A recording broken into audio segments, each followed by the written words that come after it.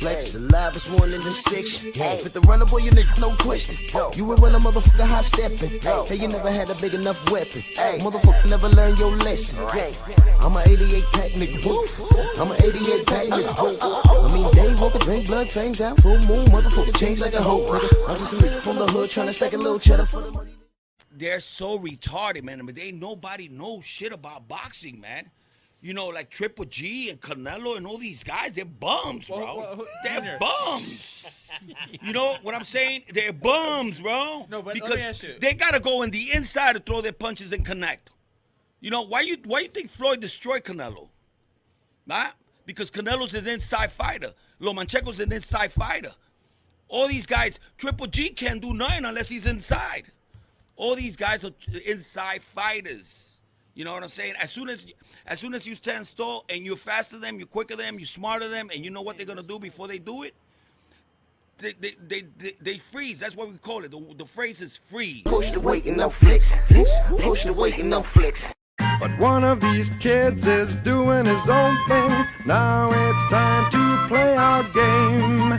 It's time to play our game.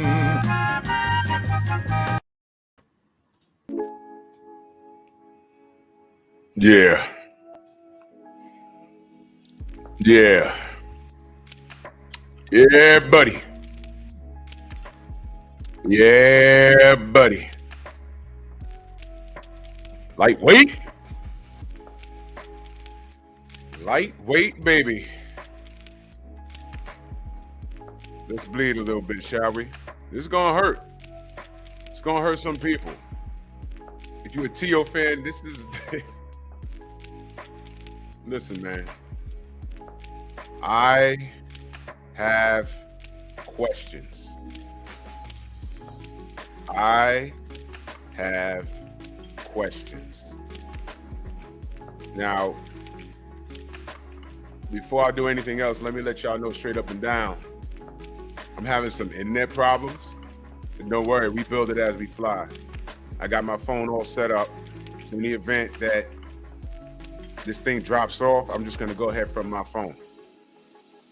All right, don't worry about it. I got questions, y'all. I got questions, man. I got questions. Hold on, let me download this one thing real quick. Okay, I got it. All right. To be fair, the first thing we're gonna do is good evening. First, let's do this roll call. Let's see what we got in the building. My brother Steve Elder, Mac, Simon Bridgman, Andrew Gray, Shawa, Salute, Mark Wonderlick, Nitty G, OG Eric in St. Louis. What up, bro? Mac and Dose, Mac of the South, Dwayne Jones from ATL, my brother. Andrew Gray, Straight Convo, Monsa Musa Lifestyle, Salute. Antonio MMA, Vince Valborn, Jose Diaz, Jimmy Bernard, Michael Thomas, Salute.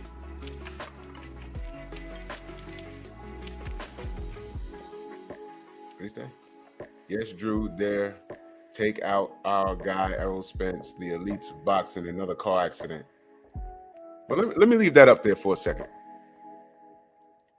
One round with George. What up? Go subscribe to my brother DP Rocker. Salute, brother. Yeah, there was a lot of fights last night, man.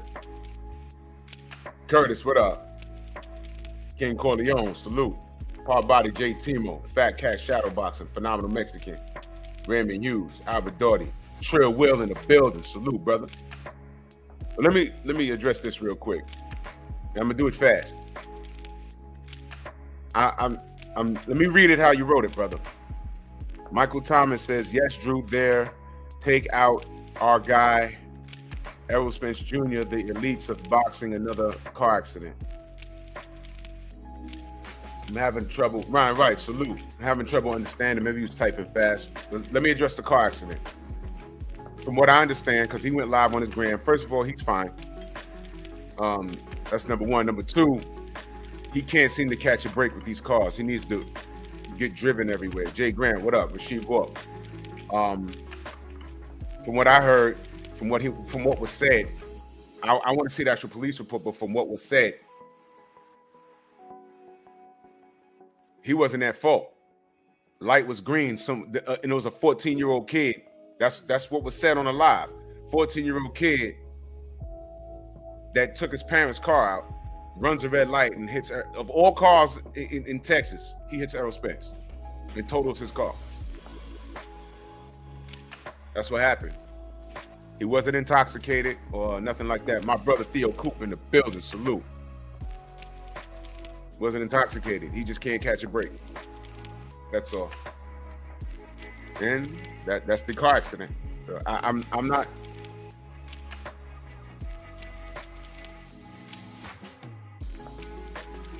Did you mean that the elites are trying to take him out or something like that? I don't know. If that's what you meant, I don't know.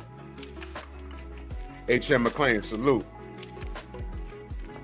Yeah, I think he meant that the elites are trying to take out the on some Illuminati type shit. Is that what you meant, brother? I don't know, man. It's I don't know, man. That was strange. It popped up on my phone. Errol Spence live. I said, "What's he doing?" I'm like, shit, he's going live right before he's going to talk. I'm thinking, okay, he's going to say something about the Bud fight or something. He in the middle of an intersection, his car smashed up. I'm like, yo, what happened now? It was on ESPN. Scrolling. Rebel I salute. Scrolling. I said, yo, this guy can't catch a break, man. It's crazy. Well, he wasn't at fault. And hopefully it's no Illuminati shit. I mean, salute to you, brother. I hope not. Yeah, man. Jimmy Bernard, salute. Yeah, whenever they hit car accident in Errol Spence, they assume the worst. And, to me, it's only natural. But, the man's fine. I hope the kid that took his parents' car out for a joyride, I heard it was a 14-year-old kid, too. No doubt, brother. You know what I'm saying? JC, what up? So I'm like, whoa. I'm glad the young man's okay. But that's a conversation you're going to have with his parents. You did what with my car? You totaled it? And who'd you hit?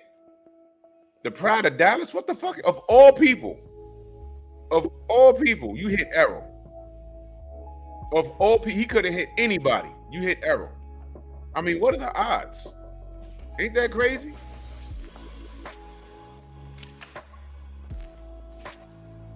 Exactly, Jay Grant. And you see, some people, I'm not saying the brother that's in the chat right now said something negative, because I was just having a problem interpreting what he's reading. But there was some shit written yesterday. They automatically assume the worst. Tone, what up? There was like, what did he do? Like he's at fault already. I'm like, God damn. Let's wait for the story. But if his seeds was with him, then what?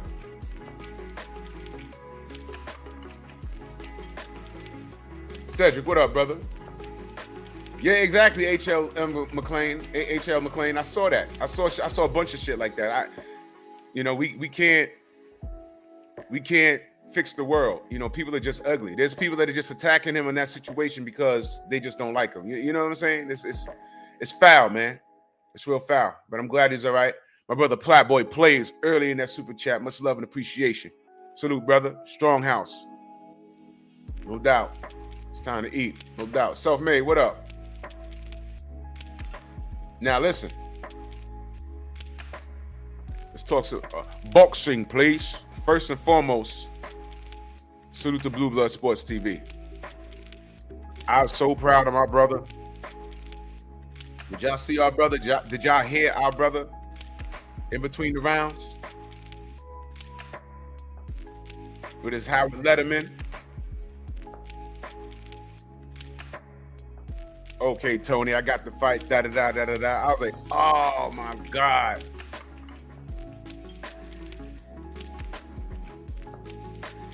My wife heard it. She said, "Ain't that your boy?" I said, "Yup." Blue made the show. And I had him on the gram. He's going live on his gram. Don Shada, salute. Dapper Dan, salute. Dapper Dons, I'm sorry. You know what I'm saying? He took some pictures. He was sitting on right next to Antonio Tarver. And, you know, he had no control sitting over that other piece of shit. But George says, I know some of the peeps on the production team. They did a really good job overall on the show. Most of the fights sucked, but the production was good. Yes, the production was good. I was very concerned about the production. How it turned out, it was quality. And it looked like a packed house. I was so concerned. I'm like, man, I hope they don't just set up a bunch of iPhones. You know what I'm saying? Because we would know. The production was good. The crowd turnout was very good. The undercard was crazy. There was some dude. He was like 380 pounds, man. And surprisingly, Robert, what up? Surprisingly, the dude, he could fight. He just has no stamina at all. He's 380 pounds. And he had really good fundamentals, believe it or not. I'm not talking bad about him. Jason, what up? I'm not talking bad about him. He had a good Philly shell. Travis, what up, man? I mean, yeah, Travis, you know, there's just some things, you know, you got to be professional, and Blue's professional. You know what I mean? You know, so he wouldn't. I'm sure he sat there and more than likely ain't say a word. El Padrino, salute. And you know, if they did talk behind the scenes, it was probably very peaceful. And I'm being serious. You know what I'm saying? If they said anything at all. But, you know, based off of what we've seen about Paulie, his mind's made up and he stands on it. You know what I'm saying? The other athletes like Tony and Roy, they sat on his couch. They don't know the shit that he said. They don't know that he said Ahmaud Arbery got himself killed. He said it to me, and I have it in writing. They don't know that shit. And again, that's the trade-off when you don't, when you're working with someone on a consultant basis. That means they can work with anybody, including a bunch of people you don't like. But this was for the greater good of what Blue has accomplished. It's for the greater good for his own personal brand, and it gives everybody that do what we do, gives us some hope that we can do something else outside of this if you choose to pursue it. I mean, forget Blue for a second. What about Jake Paul? Started out on YouTube. Till this day, I don't know exactly what Jake does or what he did on his channel. I never follow him, but next thing you know, he's doing something else. He's fighting. It's like, oh, okay. I heard the name. Matter of fact, I heard Logan Paul before. And then I realized it was two of them. I said, oh, they brothers. Okay. And next thing you know, he's fighting. I'm like, what's the fascination? But then I understood it immediately. Social media, da-da-da-da-da. And then he's knocking out Nate Robinson. And I'm like, oh. So he's maximized his popularity. And you can't hate on that. You cannot. You cannot. Is he a real fighter? That's up for the for people to determine. Can he beat top 5 guys? I don't think so. But he'll sell anything out in the world because of his name. And he can't beat top 5 guys in or around his weight class, whatever it is. And we know that. That says a lot about the state of boxing, doesn't it? George says Zab was a little shaky in the interviews. Yeah, it was a packed house, and they were there early, not just for the main event. Yeah, man, listen. I know we mad at Bud. Donald Favor, salute. Ace Daddy, salute. I know we mad at Bud for the overall situation, but the house was packed for me. And let me be very clear when I say this. I don't want Bud to fail. I want him to fight Errol. Fair enough. Sidebar. Jake needs to do that. I personally think Kendall will fuck him up. Y'all know Kendall Gill, NBA legend. I talk to him often. I'm like, yo, I don't know what good that's gonna do. I've DM'd Jake. I've DM'd him like, yo, bro, I'm a goldfish in the ocean. But brother Kendall Gill. Oh yeah, Willie? What's going on? You want me to oh man. Boxing and barbecue. Salute.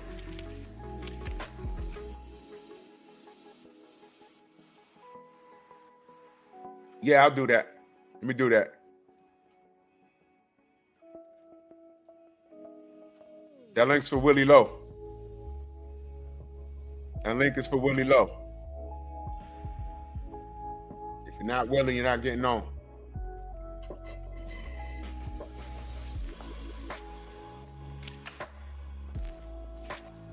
You need to fight Kendall Gill. That's just a sidebar. You know, but the fact that Jake Paul is basically what up? A major face in boxing. Where's our sport? For Jake Paul to be a major player in the game of boxing, because it's the game now.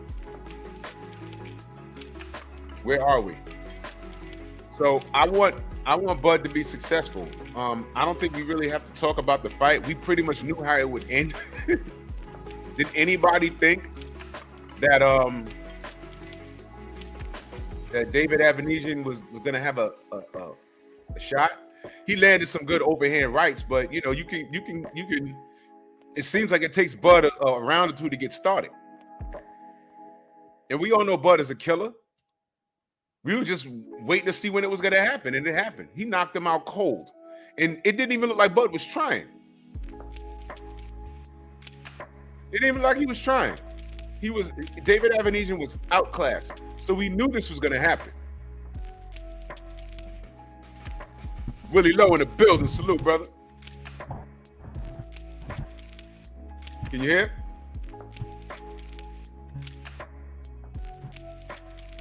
Willie.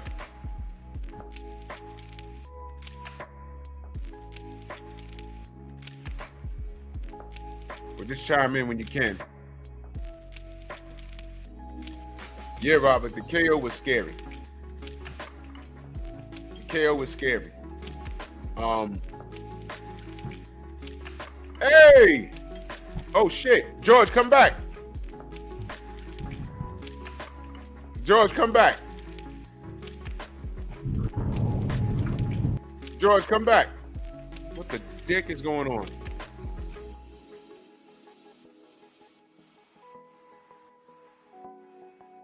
George, come back.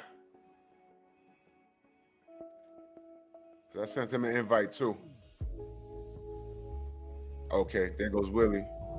Can you hear me, Drew? Yeah, I can hear you now. I don't know what the hell be going on. YouTube and that bullshit. Man, it's been a long ass day, man. God damn.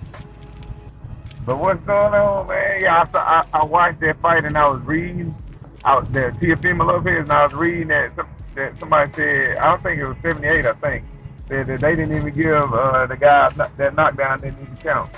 The second knockdown. Hold on, let me do something real quick. George, I'm gonna send you the link on your email if it keep booting you out. Let me see. I don't know what was going on with mine. I can hear you, but I don't know. Yeah, I'm having internet problems. George, I sent you a link on your email. Drew, what up, bro? Everybody. Yeah, Big Texas, what up? Big Country Howard, what up? Well, we gonna get to that. We gonna back clean up with Teofimo Lopez nonsense. Because I got questions. But as far as Bud is concerned, would you able to watch the whole event or some of it? Really, you can hear me? Andrew? Yeah, was you able to watch a majority of the event? Me? Yeah. Yeah. I had the TV on and I had my phone on, but I kept dozing off because I was so tired, man, from the workout that morning. But I was listening to it, and then I was listening to Blue and listening to Hating Ass Polly, but I was able to watch it. I had I didn't know it was ESPN, so when I was flipping through the channels, that one was on, and then I had the one on my phone on. So yeah, I watched them both. Love that knockout though. That was a time that one. Timing was on point. No doubt. Now you see, this is why I don't put links in the chat like that. Some dude popped up in the back. I don't even know who you are, fam. If I don't know who you are, you're not getting on, bro. Don't even bother. I said that link was for Willie Lowe and George. Tay in the building. Let me know if you want a link, Tay. I'll send it in the email. Drew, can you not, when you put the link in there, you can't take it back out? I mean, yeah. Matter of fact, that's exactly what I'm gonna do. Cause I mean, hell, damn sometimes, soul might already. You gotta treat this internet thing like, don't talk to strangers. You know what I'm saying? Like how you tell your kids don't talk to strangers. The trolls maybe they done already copied and pasted it somewhere. Fucking trolls. Yeah, shit is crazy, dude.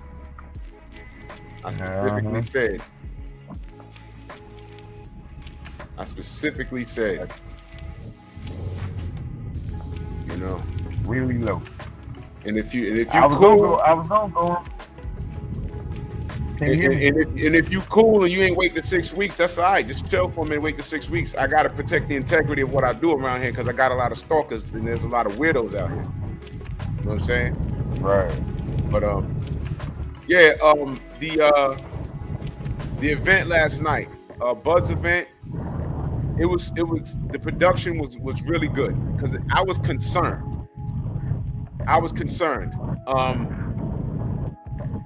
I never wanted it to fail. Let's just be clear. When I speak, it was coming from a place of concern. Because I need you guys to understand, if Bud's, we still don't know the sales and everything else, but if Bud fails, it doesn't make the case for the Arrows fight. It doesn't. So the production was good. I like that he had all of that support. It was a packed house, because I was concerned about all of that. I was like, man, he gonna throw that shit up, and there was an Ashanti concert. Was it Ashanti or who else was performing in Omaha? He was dealing with that shit, and I'm like, man, I was hoping that there wouldn't be a bunch of iPhones and Samsungs up, shoddy equipment, and only 5,000 people in there. I was scared. I was like, damn, man, but nope. Really, he had a lot of support. They came out, they showed out for him, and he ended the show. I'll give it to him. But the thing is, we all knew it was going to happen. And what's next? What is next? What is next? What is next? What is next? What is next? We all know what we want next. And Woody, do you think we're going to get it? You think we're going to get the Arrow fight next? When he asked him, and I heard him say everything except yes, I was like, damn, man, just say yeah, definitely. But when he said that, I was like, okay, here we go. He asked him, is Errol Smith is who he want next, and then he started saying, this and that. I don't know. I would love to see that, Nick, but how he replied to the question that was asked, I mean, who knows? I remember listening specifically because I had a feeling they were going to ask. And as soon as they asked him, my eyes was glued to the screen, like wanting to see his reply. And I didn't hear him like go straight up and say, hell yeah, he next, bring him on, like type shit. That's what I thought he was going to say. He sounded very nonchalant about it, right? Right, exactly. Yeah. And I was the only thing in my head, I was crossing my fingers. I was like, just say yes, bring his ass on, let's get the shit on. But he went the totally opposite direction of what I was thinking he was gonna say. So I mean, yeah, it shocked me. I didn't get that. I didn't get that from him either. And like I said, it's hard because, you know, we hear things behind the scenes, and there's things that I hear that I'm not at liberty to say because it's not my information. Right. I can only hope at this point. Now, I want to ask you in the audience, would you purchase another Black Prime pay-per-view event? Would you purchase another one? Because I will say this, my concerns did not come to fruition because I was scared. I was worried about production and, you know, it being unorganized, and it wasn't that. It looked very professional to me. So my question to the family is, Black Prime TV, they're going to do the Adrian Broner event. Would you purchase? And my assessment is yes. I would. I totally would. Would you purchase it, Willie? Yep. I can't wait to see AB, man. I always had like AB. Through all that silly clowning and all that stuff, he's still always my guy, man. AB, he just, I don't know. How he is, and you know, that's just how I grew on him like that, how he acts. So I wouldn't expect nothing other than his behavior that he gives to everybody. But I definitely would, man. I want to see AB back, and I want to see him do nothing but the best and accomplish nothing but greatness. So I hope everything stay like it is, and when the fight comes, yes, most definitely, I'm in there. Yeah, I'm definitely going to support, man. And like I said again, I don't know about y'all. I can't speak for everybody, and I know everybody's mad at Bud, but what I didn't want is what I described earlier.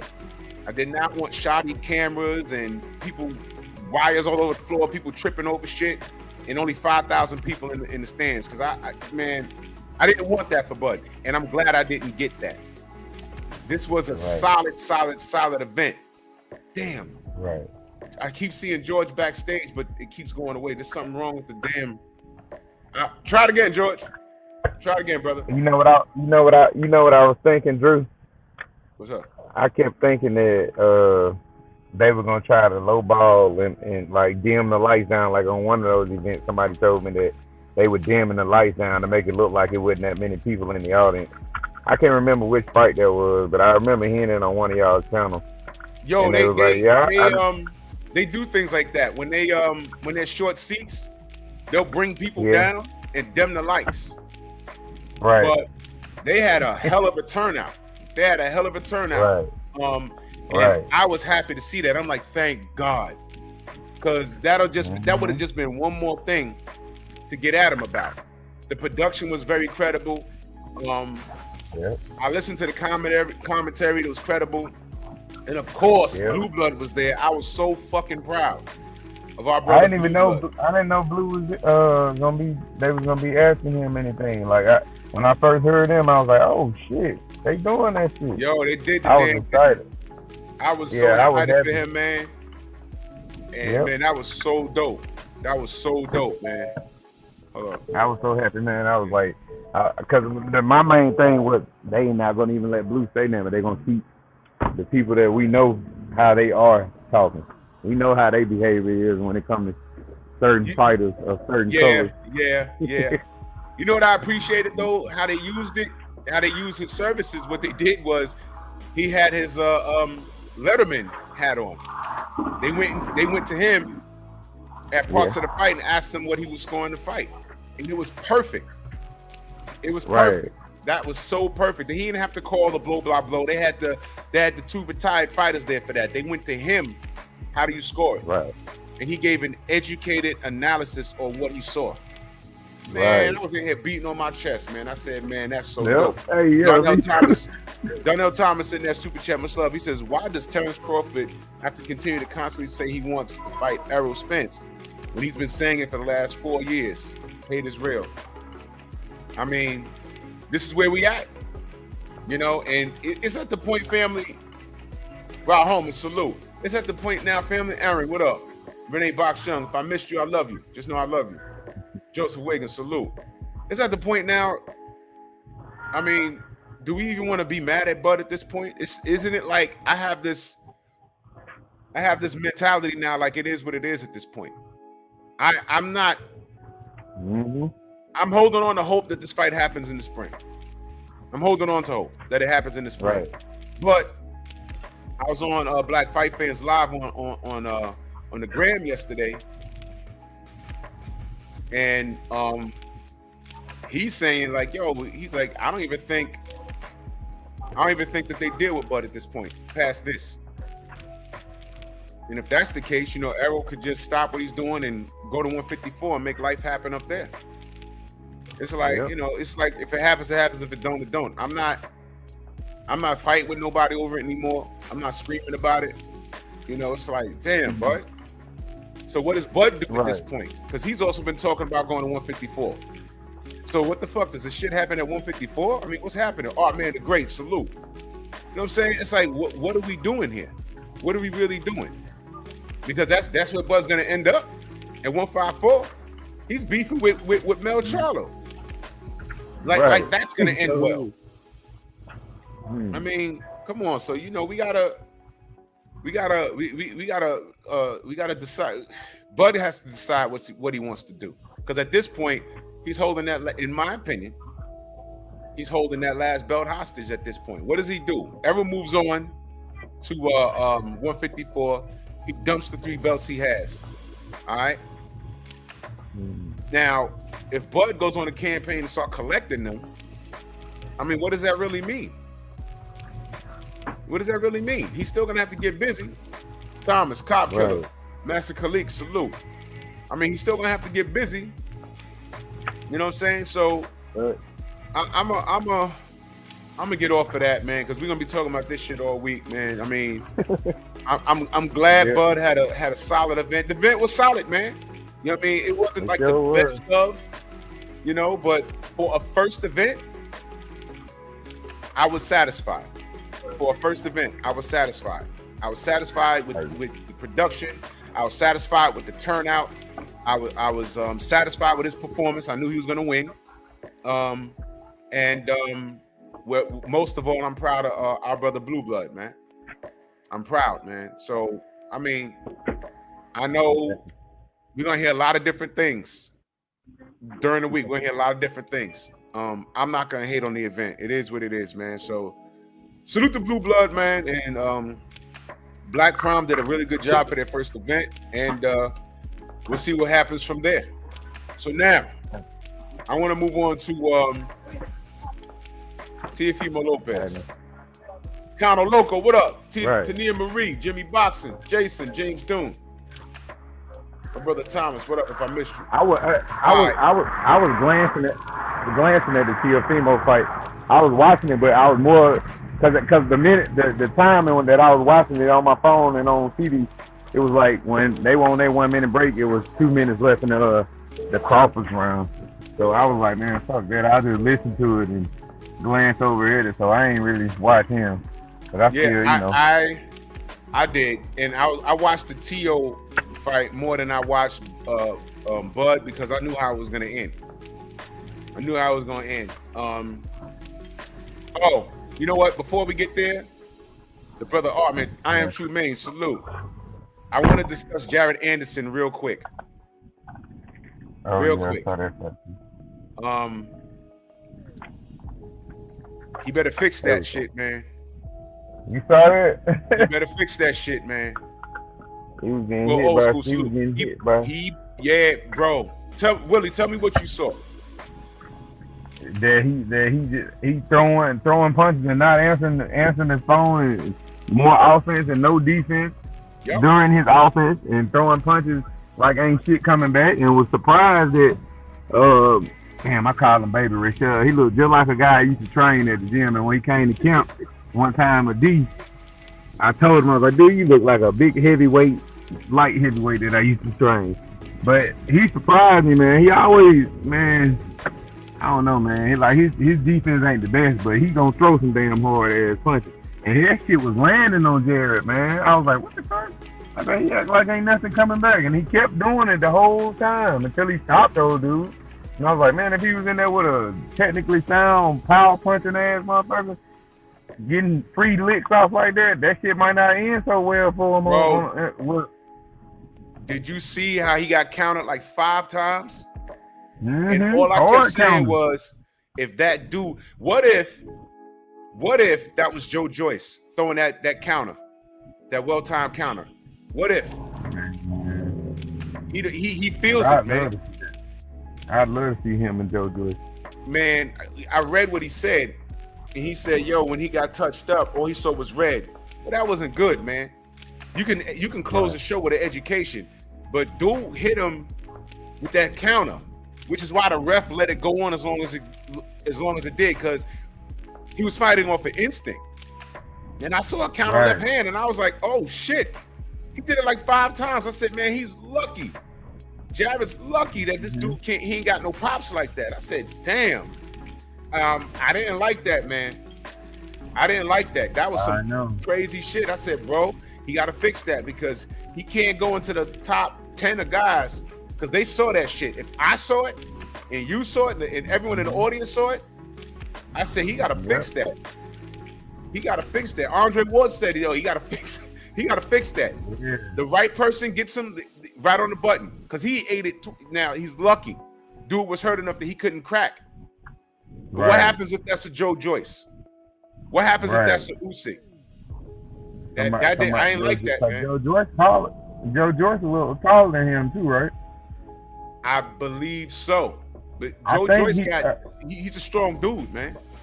He's strong as hell. But Joe Joyce is Joe Joyce 6'5" or 6'6"?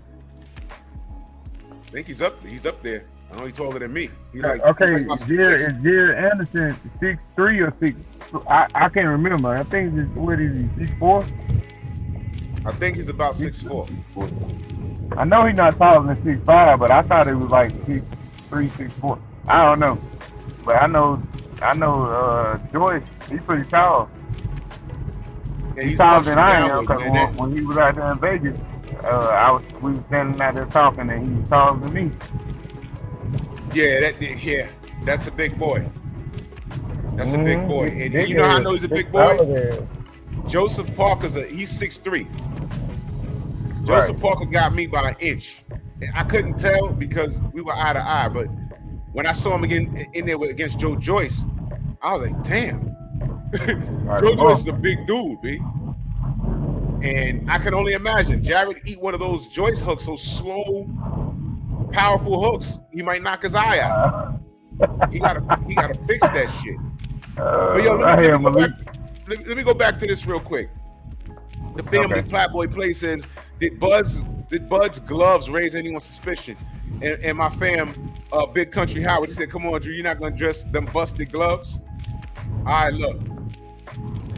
I want to ask y'all.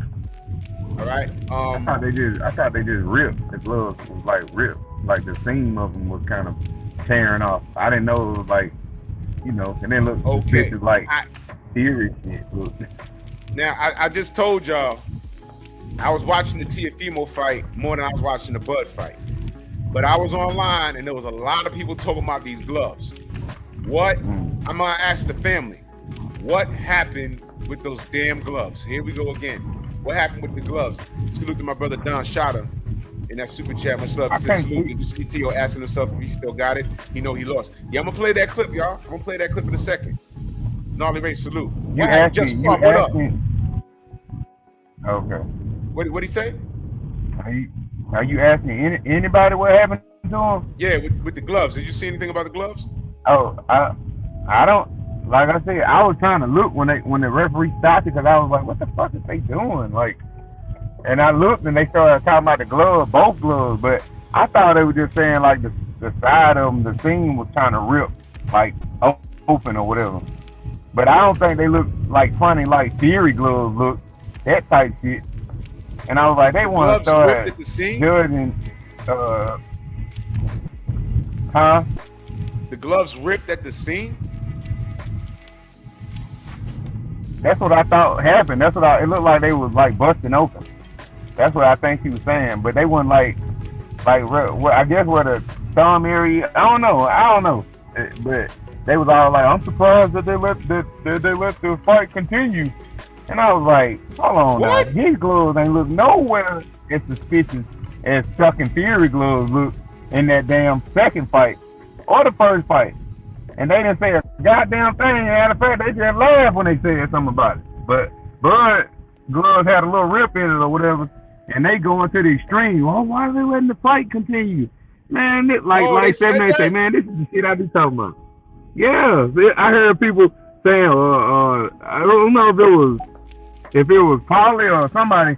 I remember hearing one of them say something about. Hold up, Paulie said why they let the fight continue about gloves? I think that's what they said. I got to go back and watch it. I know somebody said something about why they continue to let them fight if the gloves ripped or something. I'm surprised that they letting the fight go on or some shit. It was something to that nature. I don't know. I ain't 100% sure, but I remember hearing somebody say something about the gloves. One of the commentators or somebody said something. And I remember the moment they said it, the first thing popped in my head was like, wow, only black versus white type shit. Because Fury gloves look 10 times weirder than that. And they didn't have a thing to say, but why y'all making excuses? I'm like, boy, the contradiction is busting, man. You have to go back and watch it because I don't want nobody to quote and say that I said that and it's not true. But I really believe somebody said something about why they letting the fight continue if the gloves are broken or something. Yeah. I missed that, family. Mr. Mont, salute. See the unseen, Quad Leonard. I missed that, family, because like I told you, I was watching the Tiafimo fight. Right. Because I knew how it was going to end. So y'all saying, Paul Sutherland, salute. So y'all saying that the glove ripped and it was, let me ask y'all, because I don't know. The glove looks suspicious to y'all? Is that what y'all getting at? That's what y'all saying? 919, salute. Because I missed that. I missed that. I was watching the Tiafimo fight. Like I said, I knew how the Bud fight was going to end. I just didn't know when. Ron Homer says it was before the 6th. Big Country says they shouldn't have let it continue. Then Bud really went to work. What the fudge? Hell yeah, Bud started tearing his ass up after I don't know. And then I remember at the end of the fight, I saw that they had a brand new pair of gloves out there, like they were gonna try to swap the gloves out in between rounds. You can't do that fast. I know. That's why I said that. I think that's why they might have just went on and let it continue. I don't know. What kind of gloves he had? I don't know shit about them. Everlast. Yep. His brand. Oh shit. Divine Sparks. Brother, how you? Crazy. So he had a detached thumb. Jose Diaz said it was a detached thumb. He had a detached thumb. Okay. Yeah, because I couldn't see it that good. I kept looking, but I couldn't see it. I just remember when they was about to start the round, I was looking at the Tiafimo, and then I started back looking at my phone, and I remember seeing that the lady judge walk over there and was pointing the other guy, and then they started holding both gloves on the outside of the ropes and shit, and I was like, what the fuck going on? I thought they was saying the tape was coming off the gloves, and then I started hearing the commentators talking about, oh, the gloves are ripping, blah, blah, blah, blah, blah. Oh, I'm surprised they're letting the fight still go on or some shit like that. Jason Williams says glove split and the thumb and the foam was exposed. Nothing more, nothing less. Okay. Right. Now listen, y'all. I'm not saying Bud cheated, but everyone is talking about it. So I didn't see it. I'm just asking what happened.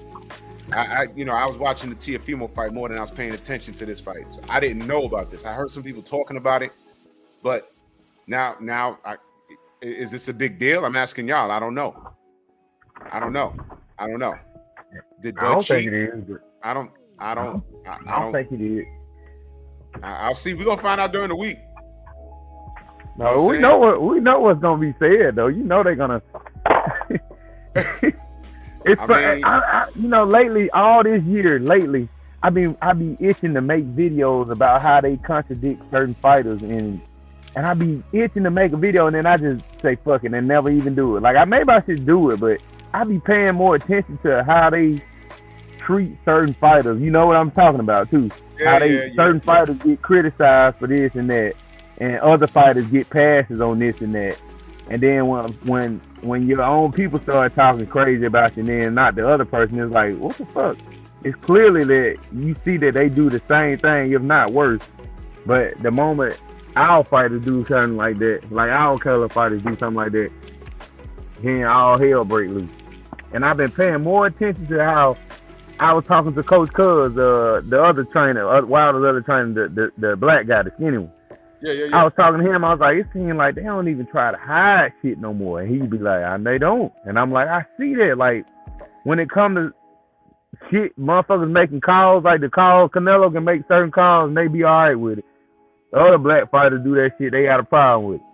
Or they can pay Canelo all his money, but they can't pay these fighters a certain amount of money because they want to talk about it, sales and all that. But it's just weird to me, man. I don't know. And I go back to what Deontay was saying. This shit a business, man. And I'm like, man, the more you say that, the more people start to see that shit. Nah, you ain't lying, man. Hey. And that's why we speak up on it on a consistent basis, man. Kaz Bleak, salute. Jason Williams said, no, the seam split and the foam was exposed. The thumb was still attached. I gotta see it, man. Oak Park, what up, brother? Big Country Howard said, he said, wasn't no damn detached. Yo, I gotta see it. So let me ask y'all a question in the chat. Are y'all suspecting foul play? Because I didn't see it. Nope. Are y'all suspecting foul play? I literally turned back and Amnesia was on the floor. I didn't see the knockout live. I saw the replay. What'd you call him? Amnesia. I literally. Drew, what's funny? You know what's funny? When I was watching the fight, and don't laugh, but I was watching the fight, I kept on thinking about your ass, Amnesia. I kept saying that shit. I don't know why, but I was like, man, when you were saying it that day, I just laughed my ass off. And every time the round started, I was like, all right, here we go, Amnesia. Then I started thinking, who said that shit? I was like, oh, Drew. Drew teased the way Crawford called him Avenisi. So the brother Big Country Howard, he said, I think his gloves were tampered. Look, Bud don't punch hard enough to bust new gloves. I don't know. Is it possible that some gloves are compromised by way how they made? Yes, but look, bro, I don't know. Now I'm curious. I need to go back and look at it. I got to go back and look I read a comment that said whoever designed his gloves, he needs to get on their ass because they fucked them up or they didn't do them right or something like that. Or whoever like customized them. Yeah. Because I think the color was to match his fit and his shoes. So somebody made them or somebody, customized them. I just don't know who. But I remember reading that and hearing somebody say that or mention it, saying whoever customized his gloves, he should fire or he should do something. He should do something. I don't know. So I gotta start recording. So are we going with foul play? Are we gonna? Is that gonna be a conversation all week long? I don't know because I didn't see it. I didn't see the shit with the gloves. I was watching Teofimo Lopez. Yeah. DH is saying Evanesia should sue the commission. Oh shit. I guess they're gonna do this. Oh, Big Country said both gloves. Both? I thought it was one glove. It's both gloves. Yeah, nah, it was both gloves. That's why I said they had both gloves. They were trying to get him to change both gloves because they both was like seamed up or seam busted and shit. I missed all of that. I changed the channel. I'm watching Teofimo, and then when I turned back, Amnesia was on the floor. I'm dead serious. I said, damn, what happened? I know. I was like, oh shit. You got hit with that. I didn't see the thing with the gloves, man. That's crazy. Everyone's saying that the gloves was fucked up. Now they're gonna be making a big deal about the shit talking about Crawford's gloves was tampered with. Yeah, let me disarm them right now. Hey Drew, you know what's crazy? You know what's crazy? They probably gonna take it to the extreme and do an investigation, but they want to investigate Fury. Yo, bro, if they go to that extreme and do that to Bud, that's the story. That's gonna be the story. Because I'm gonna be like, yo, y'all gonna do that to him, and y'all ain't do that to like how many people? Y'all they let Gesto fight Michael Fox. What's that dude's name? Magic magician who had the skin gloves. They let him fight and they robbed Michael Fox. The fuck? Wow. Then the Fury shit, and then those Shockey Foster fight still went on. Once they caught them. So if they drag Bud, that's what I'm saying, family. We got to be careful in this chat. We got to be very careful. We don't like foul play. But if they start if the commission starts investigating and they start dragging Bud, remember what side of history you on. Remember, because all I'm going to say is, okay. Monkey video a lot. All I'm going to say is, okay, investigate Bud because it's the right thing to do. But y'all got a lot of investigating to do. Y'all got a lot of shit to do. You know what I'm saying? You're gonna have to play that monkey video a lot. The one with man, them little motherfuckers. If they go to the extreme with Bud on his glove shit, fine. Right. But they got a lot of people to investigate off of that. So I'm just gonna wait now, family. I'm not saying Bud cheated. I don't know. I missed it. I was watching a whole other fight, and when I turned back, Amnesia was on the floor. It looked like he was dead. I said, "Oh, see, there you go. Round six. Man, I didn't see the gloves. I didn't see anything. So I'm not denying. I'm not denying that something happened. I'm saying I didn't see it, and I'm asking the family what happened. Flyboy Plays in that super chat. He said, "I don't believe there was foul play, but it's ironic how both gloves were busted in the same spot. That's crazy." And salute to Ra Holman in that super chat. He said, "Them gloves were so cheap that you couldn't cheat." That's why that's why I said they said that whoever designed his gloves, he needs to get on their ass because they didn't fit them or they didn't put them back together properly or whatever. So that's just what I was hearing. Let me. There's a oh man, there's a comment here, and I'm gonna read it. All right, I'm gonna read it. All right. My brother, Mansa Musa Lifestyle says, "Shit, here we go. Damn it. Bud is Fury homeboy, and where did this one punching power come from in Fury's?" It's nothing to see here. Hint. Glovegate 2. He's a power puncher now. Oh my God, are we really doing this, family? But man, Bud been knocking people out though, so it ain't. Bud been knocking out all his last opponents. I don't know how many. I just remember Blue was breaking it down the other day, as he so beautifully do it. I be laughing at Blue. I was like, damn man, Blue know that shit word for word, no paper, nothing. Glove or no glove, I knew Bud was gonna knock Amnesian out. I knew that.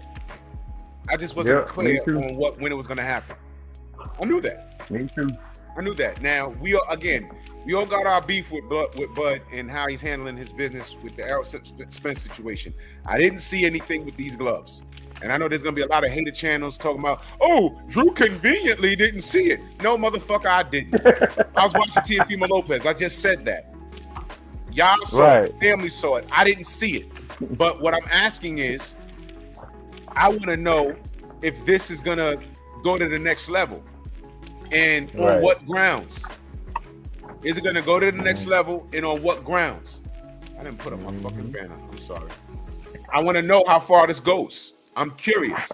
How far does this go? I don't know. All right. But when it goes far, and if it goes this far, and if commissions start getting involved, and Nebraska and whatever commission over there, if they start dragging Bud, I want y'all to pay attention. Because you know what I'm gonna already do. Yep. You know what I'm gonna do.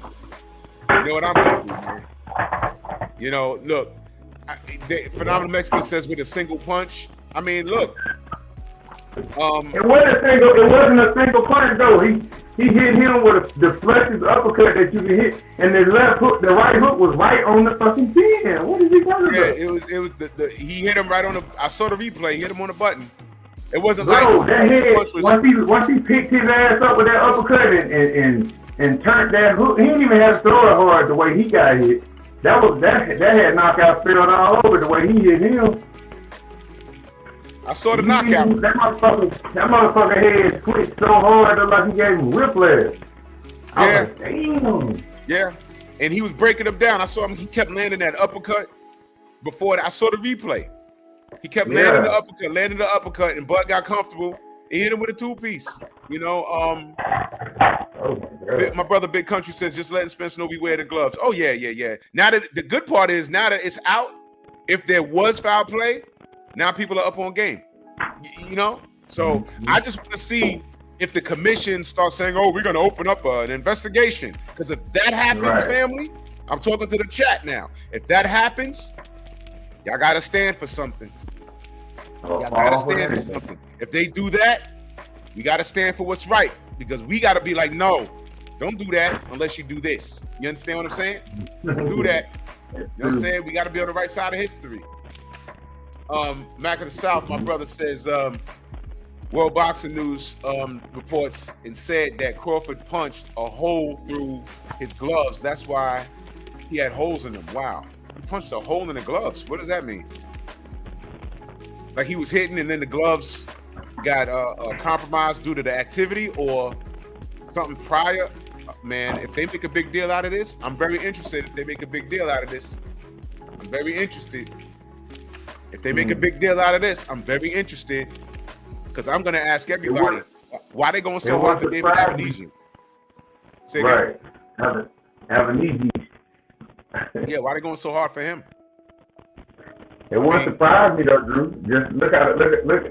When David Haney fought Count Bowles again, them motherfuckers started mysteriously counting clinches. I was like, what the fuck? Oh man, that drove me up a wall.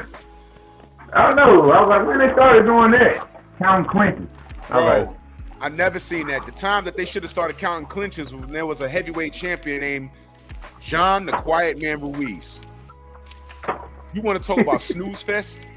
1, 2, clinch. 1, 2, clinch. 2, clinch. 3, clinch. 1, 1, clinch. Clinch. There'd be 50 clinches, and you're only 10 seconds in the fight. And Klitschko too. Who? Klitschko. Oh, bro. But Devin, now they want to count clinches, and he was whooping his ass. And Cambosis was clinching most of the shit. The time I saw him, he was clinching his damn self. Yeah. After Devin started lighting his ass up, Devin started lighting his ass up. I was like, oh, this motherfucker finna knock him out. All of a sudden, clinching started happening. Yep. Then they blaming all on Devin because he clinching here and there. Most of the time, he wasn't even holding Cambosis. Cambosis was on him because he got tired of that goddamn fire coming out that cannon. Like they wasn't gonna never run out of damn gasoline. Look at Big Country. Big Country Howard said, LOL, Bud got that wilder power. Right? In his division, he might. Oh, man. He did not out his last 10 plus opponents, right? Hey, man. We're going to see what this week brings. You know, I'm not really... Look how he knocked out Kell Brooks. I'm not really concerned about... I'm not really concerned about what the audience says in reference to that situation because we all gonna, as usual, we're gonna have opinions on it. But right, I want to see if the powers that be raise an eyebrow to it and say they're gonna investigate it. I want to see what they do, and if they do, I'm on their ass. Cooking with Sir says, Luke, bro, I could. Sir, you always able to type. You're a wrench. Sir, what you talking about, brother? You're always able to type. White on life. Sir, you've been a moderator on my channel for like 3 years. Well, salute to you, brother. Yeah, I want to see. Jafar Cesar, salute. I want to see if the WBO they're gonna launch an investigation, or the state of Nebraska, the athletic commission. You know, I want to see if David Avanesian says, "Nah, I got robbed because of the gloves." Because you know what's gonna happen if Avanesian says, "Oh, no doubt, bro, I see you." If Avanesian says, "Yo, I got robbed because of the gloves," and that grows feet and starts to roll, people gonna come after us for not checking on Bud. And I'm telling you straight up and down, fuck y'all, I'm not doing it. I'm not doing it. I'm not doing it. Because there's no excuses, right? I'm not doing it. No. Nope. No. What gloves? Yo, I dead ass didn't see it. Legitimately, I didn't see it. Yeah, what gloves? You talking about? What gloves? What gloves y'all talking about? Gloves? You talking about when he fought Avanesian? Nah, I ain't seen that. Well, he fought David Avenger? Huh? That's what happened? Look, in the replay, all I saw was a right hand land on the button, and he got knocked the fuck out. What? Man, gloves? he laid there like he got hit with a hammer, man. God damn, Bud must got that pop. David got knocked out. That's what happened. It was a great event. David got knocked out so bad that he had amnesia. Matter of fact, I got amnesia. I don't remember wearing no gloves. Right. They wore gloves? I got amnesia. Fuck that. Yep.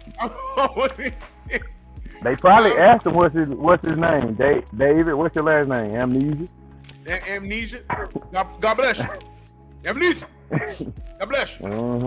I don't know shit. Yeah, I don't know shit about no I don't gloves. think nothing was going on with Crawford's gloves, man. Crawford, man. I don't think nothing was going on with his gloves. I think that they tried to make a big deal. How about this? How about this, family? How about this? If there was something wrong with the gloves, we'll keep that in house and act like shit ain't happened, like the rest of these motherfuckers do. Hey, Drew, one even better, Drew. You got one even better, Drew. Ain't nothing happened to his gloves because the commissioner checked it in the back and he marked it good. Oh, hold on. Just like they did with you.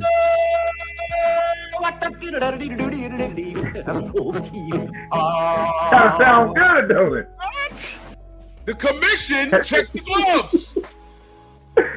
Woo, Drew, that shit kind of sounds good before it got started.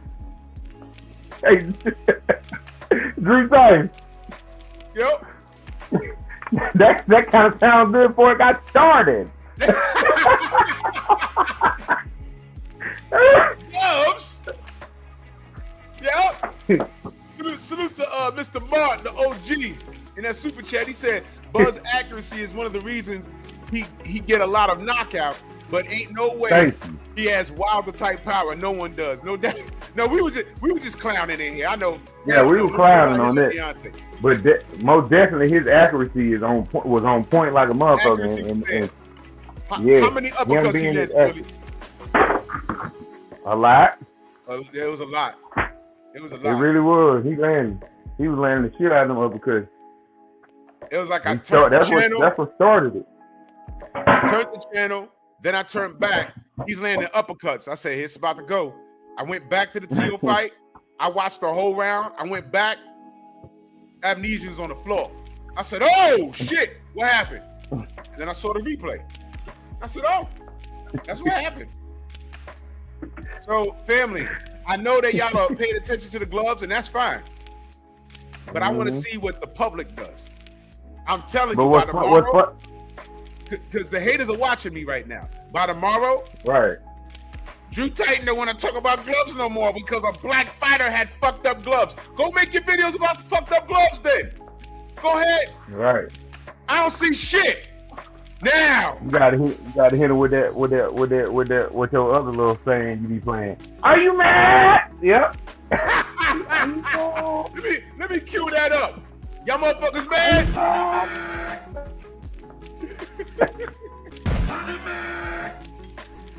Yeah, man, I'll be like you. 88 Sports Talk in that super chat. He said gloves are good. WBO Bob was in both rooms. In fact, facts. Bob Arum was in both locker rooms, a la Suleiman. There was no cheating going on. I was in both locker rooms. I saw Deontay in gloves, and fear these gloves. You fucking lying motherfucker. You was in both locker rooms at the same time? You that fast? And what's crazy, he got caught lying in that. He got caught up in that lie, and people still believe. They got videos of that lie. Man, listen. I saw a video. How long was the video? Like a minute? And the brother asked me, now where do you see Mauricio Suleiman in here? I asked him on Fred's show. I said, who wrapped their hands? He said, I don't know. I said, who put the gloves on? He said, I don't know. I said, where the gloves at? Wow. He said, I don't know. I said, then Sugar Hill House. How do you know? He told me. And he still ain't checked the fucking gloves. Man, get the fuck out of here, Mauricio. Fuck out of here. Anyway, Bud won, great event. Happy for him. Salute to our brother Blue Blood Sports TV. And I'm going to see what the rest of this week brings. But let's talk about Teofimo Lopez. First, let me air this, y'all. Y'all ready for this shit? Continuing on while he's trying to figure it out. Guys are licking their chops and wearing a new weight class, bigger, stronger, faster, and they're coming. Let's play you a clip of audio after the fight. Listen to what Teofimo Lopez says here.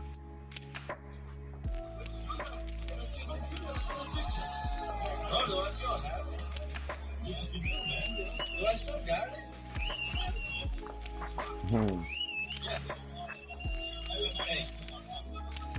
Look at his face. See, long-time top-ranked liaison regarding there. He's questioning whether or not he still has it. That is real. And you know what else is continuing on while he's trying to figure it out. All right. Well, let me ask y'all a question, because as it turns out, Tio had a pretty good showing at the Garden, from what I understand. I knew a few people, and salute to Diana Branch and Big Dave. They were there. My boy Joey was there. I could have went. I had better shit to do. But look, man. Chaz Bleak, salute. Look, man. We're gonna get to all of it, Terrence. We're gonna get to all of it. Look, man.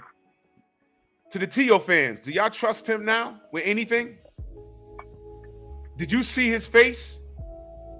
He has to act. Now, you won the fight, allegedly. Right. But you gotta ask, do I still got it? Do I still got it? Or do I still want it? Do you still want it? Right. Now, let me put this up and salute to Devin Haney. He looked gassed as hell in that fight too. He looked like he was not in shape for that fight to me. Cause he either that or he was so scared that guy was gonna clip him with something, because he kept popping him when he was jumping in. That's the first thing I text you. I was like, did he just knock this motherfucker down with a left hook? I mean a right hook? Going backwards. Going backwards. And they blew that second knockdown because he hit him with the same punch. Right. Now, salute to Devin. He got right on Twitter. He said Kambosos ruined Tio. He will never be the same. Right. Wow. I didn't even see that. Bro. I didn't even see that. I deleted my Twitter account back when they started censoring people. So I be seeing it on Instagram when they redo it on Instagram. But I did not see that. That's where I got this. That's exactly where I got this. And Devin don't be trolling. He just be telling the truth. Because Tio's mentally weak, man. And salute to Rod Holman in that super chat. Much love. He said, I don't have kids, but Tio can't hold my baby. Big Easy, salute. Yo. Devin ain't trolling. He telling the truth. Because after that Cambozo fight, he looked okay in that fight. Fish food. Listen. He looked gas, man. He looked like he was out of gas. He did the backflip in the ring. Listen, man. Here's why exactly, Jay. I don't feel sorry for this guy at all, man.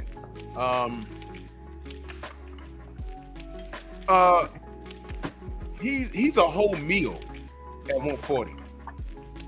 He's a whole meal. He don't beat Regis Prograis. That's why he got in his feelings. When Prograis said, yo, I'll fuck you up. He said it straight up. I'll fuck you up. Jack Catterall and Do you see him beating Catterall or Josh Taylor? I don't see him beating any of those guys. He had problems with Sandor Martin, who is not a pushover. I think he broke his nose on that accidental head clash. So he was fighting with a broken nose. He couldn't breathe out his nose. And I saw this. What'd you say? No, I said I saw it. I saw his nose in between the rounds. It looked like Teofimo nose, but a little bit more bend in it. Yeah, them brothers got some big ass fighting noses, man. And he headbutted him right in the brick. And that happened like in the second or third round. It happened early. But he was on his bumper. And Sandor's a dangerous dude at 140. He competes with everybody. And T.O. wasn't ready for it. He tried to, I guess if you want to give it to him in ring generalship, because he was walking forward, but he was getting baited. He was walking forward, but he was jumping in. No real jab jumping in. And then he was getting caught while he was jumping in. And he got dropped. Right. He wasn't hurt, but his balance was off.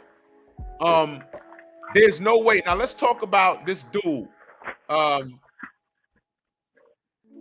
Pasquale, the Canadian, by way of Italy, the Italian Canadian, Pasquale Prosopio. I call him Pinocchio because he's a fucking liar. Pasquale Pinocchio. Right. Dude lied. 97, 90 fucking 2. Are you for real? 97, 92. Good, dude. Bro. Yeah, what? I saw when you made that post. Yeah, man. I'm living. Damn. 90. What fucking fight was he watching, y'all? I was just gonna say he had to be over there playing Fortnite on his phone or something. Yeah, he was doing something. He had to be. There was something going on underneath the table or Because something. ain't no way he was watching that fight. And I was thinking, I said, man, this motherfucker look like he tired. I said, he maybe when he got countered with one of those hooks while my man was going backwards, he might have fucked his equilibrium up doing that shit. Man, you know what? Sandor hit him. That's what happened. Never know. Sandor hit him. Bro. 97, 92, it was a 10-round fight. What that happened? means he only gave Sandor 2 rounds. Yeah. So it was a knockdown round, and everything else after that was what? Sir said he was watching the Bud fight and made a mistake. Yeah, he was watching something else. Yeah, he was definitely watching something else on his phone. He was watching Black Prime. That's crazy. 97, 92? What the wow. Wow. Right. Listen, Sandor He got was robbed. watching something else. No way he was watching. So I went to his box rec. No way he was watching box rec.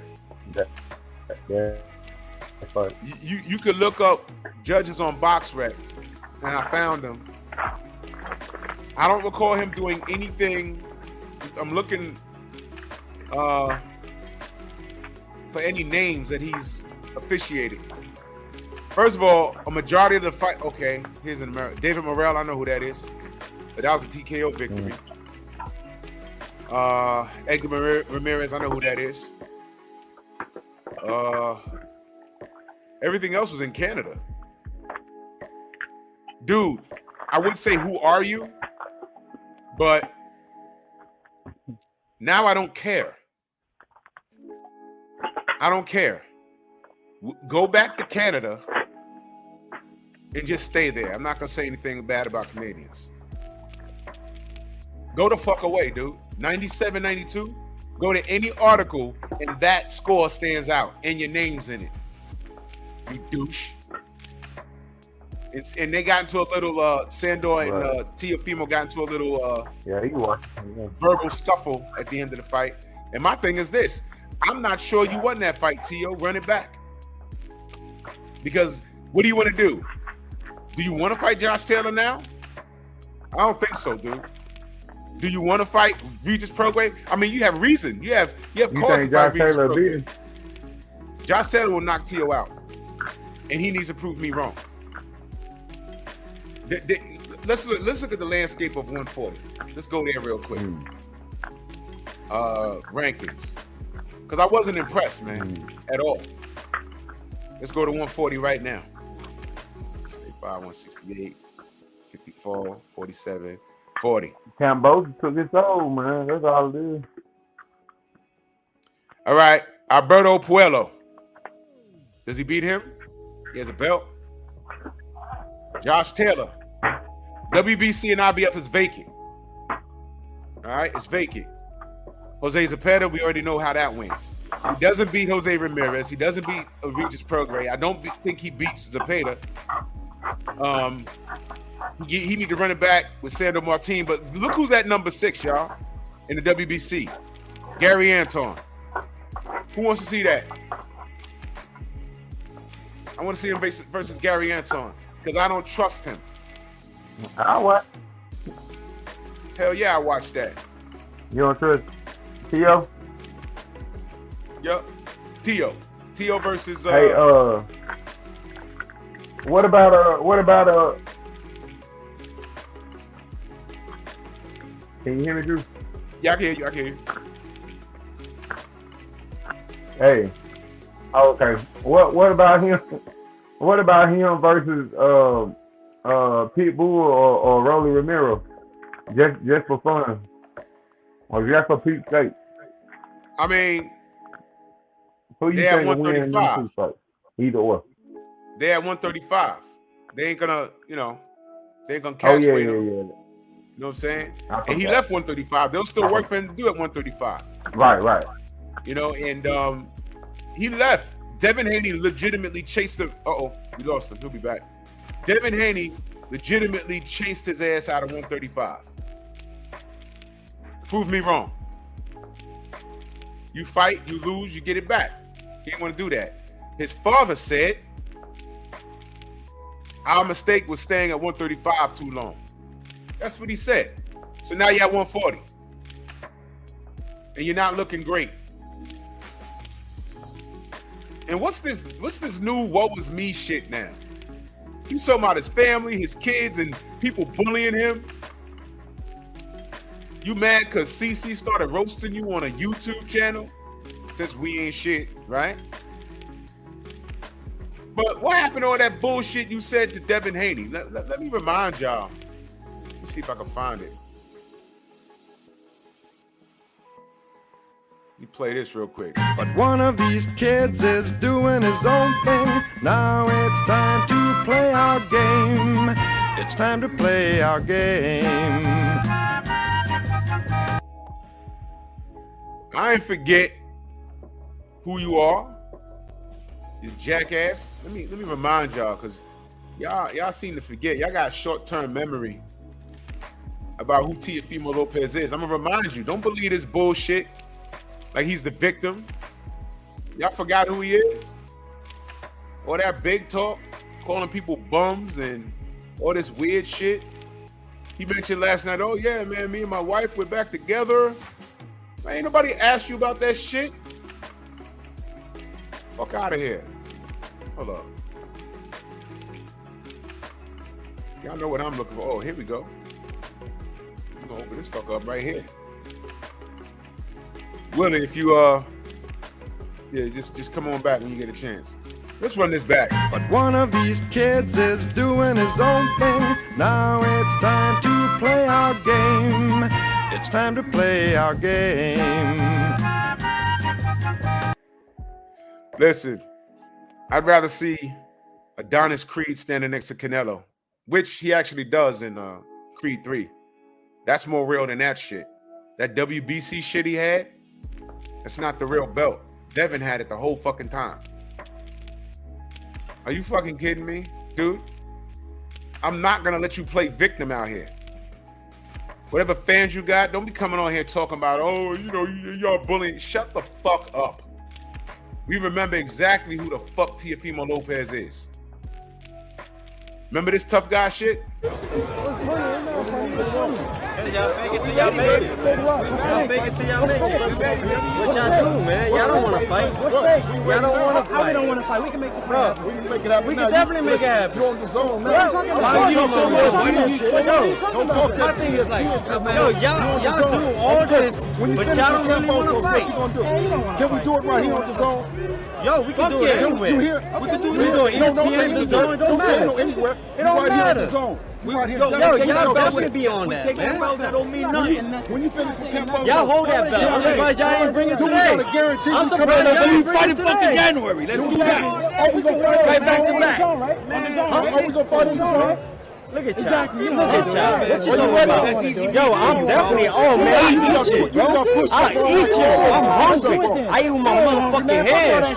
I eat with my motherfucking hands. Are we doing it or not? I eat with my motherfucking hands. Are we doing it or not? No. I just want to let him know. I just want to let them know what I'm all about. I just want to what's up. Let's make it You don't want to do it. do that shit inside. You don't want to do it. Cause I ain't pussy, nigga. Never been. Not on my blood. Never been, bro. I'm nigga. Yo, you been fed from a silver spoon your whole life. I know that shit. Hell, yo, sign the fucking contract. Nobody, bro. What contract? What happened to the meeting with Bob? What happened to the meeting with Bob? What happened to the meeting with Bob? What happened to the meeting with Bob? What happened to the meeting with Bob? Exactly. What happened to the meeting? Yo, anybody, what the fuck? We got don't touch me. You know that. Anytime. Man, we right back to Camp Boston. You know when they calling you out. Hey, yo, on them. Anytime. It's a deal. Come on, man. It's a deal. Come on, man. Excuse me. Let me through. Let me through. I ain't pushing. Nah, bro. Never been. Never been. Do some manual check on it. I shit with your father because he the boss. I'm telling you, He's nigga. the boss. Shake on it with him. I run my company. He run company. He run exactly. He run it. Shake on You it. ain't running shit, bro. Come on, bro. We run shit, bro. You ain't got no partnership with nobody. We got partnership with people. I know that's how you want to do it. Who you with? I know that's all that shit. This shit is whack. This shit right here is whack. After It's Camp whack, Boston, bro. he shook on it. You see it. After Camp Boston was on the zone. We'll fucking thank you. Check on that shit. That's it. You handle your business with Camp Boston. Back it up. Let's do this shit. Let's do this shit. Everything. Watch this shit. And when I knock this nigga out, watch this shit. How y'all gonna I don't want you guys stepping up to us. I want to fucking knock your ass out. All right. Yeah, of course we gonna put them on the line, motherfucker. I want, and we putting shit that's real.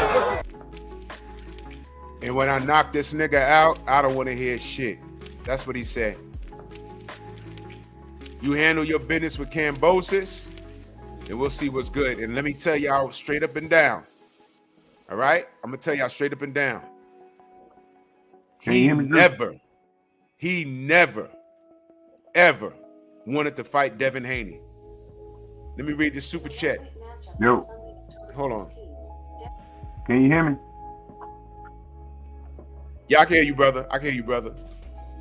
And that's what I'm saying. I'm reminding y'all of who this fucking idiot is. I'm sorry, y'all. I'm sorry. I got to shorten my wire. But I got to remind y'all of who this dude is. Okay? I remind y'all. My brother Thomas from the BX, my brother. He said, salute, Drew. Yo, did you notice that T.O.'s girl didn't want to hold his baby? That was weird. Oh, I don't know nothing about that. That what? All right. Okay. I don't know nothing about that. Uh-oh. There you go, bro. I see you, brother. I got you. You got me? Yo. Yeah. Okay. Yeah, I didn't see that, Thomas. I don't know. Now, I wanted to remind the people of who this fool was. And he's not the victim. All this peaceful kumbaya shit he's doing now, don't believe it. Don't believe it. This is why I don't feel sorry for him. He needs to stand on every fucking body. And let me remind y'all of something. I often play this, all right? And yes, I'm dragging him. Yes, I damn sure am. Let me remind y'all of who Tifimo Lopez is. Let me remind y'all. Where's that?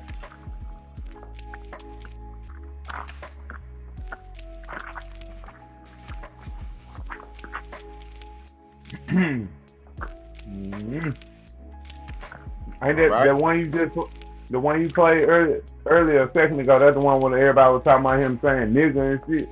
Yeah, that's it. When I knocked this nigga out, Right. that went right over everyone's head. That went right over everyone's head. And I don't give a fuck if he's from New York. Okay? Right. That went right over everyone's head, didn't it? When I knocked this nigga out, okay. You can't knock him out. You didn't even get in the ring with him. Pussy. Right. But let me play this. Because I need to remind you motherfuckers. Motherfuckers got amnesia, man. Cause they got hit by that. They got hit with that Crawford uppercut. They can't remember. Is this it? He says fuck both of them right here. Yo, T.O., can we just get a AD Cambosa? Who you think wins that fight? No, that's not it. Danny Flexen. Hey, Marie. That's not it. Hold on. Bye. Yep, these niggas mad. This it? Hold on. They mad.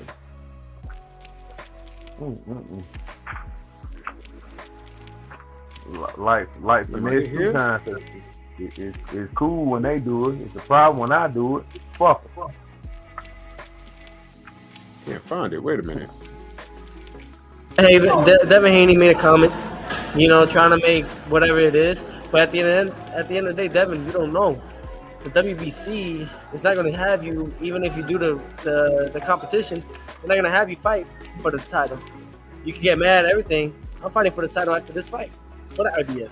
And then after that, me and Loma for all four. And where are you? You're not going to get a shot, bro. And you don't know that, but we do. And that's what we did. I'm not going to fight more fights. So it is what it is, man. Talk what you got to talk, my dude. Which at the end of the day, you're not becoming a world champion at 135. Y'all heard that? 145. I hope y'all heard that. I hope y'all heard that. I ain't never letting that go. And if you heard that for the first time, don't worry about it. I'll play it again. That's an old interview. All right? He told you the plan. That was not supposed to leave the office room.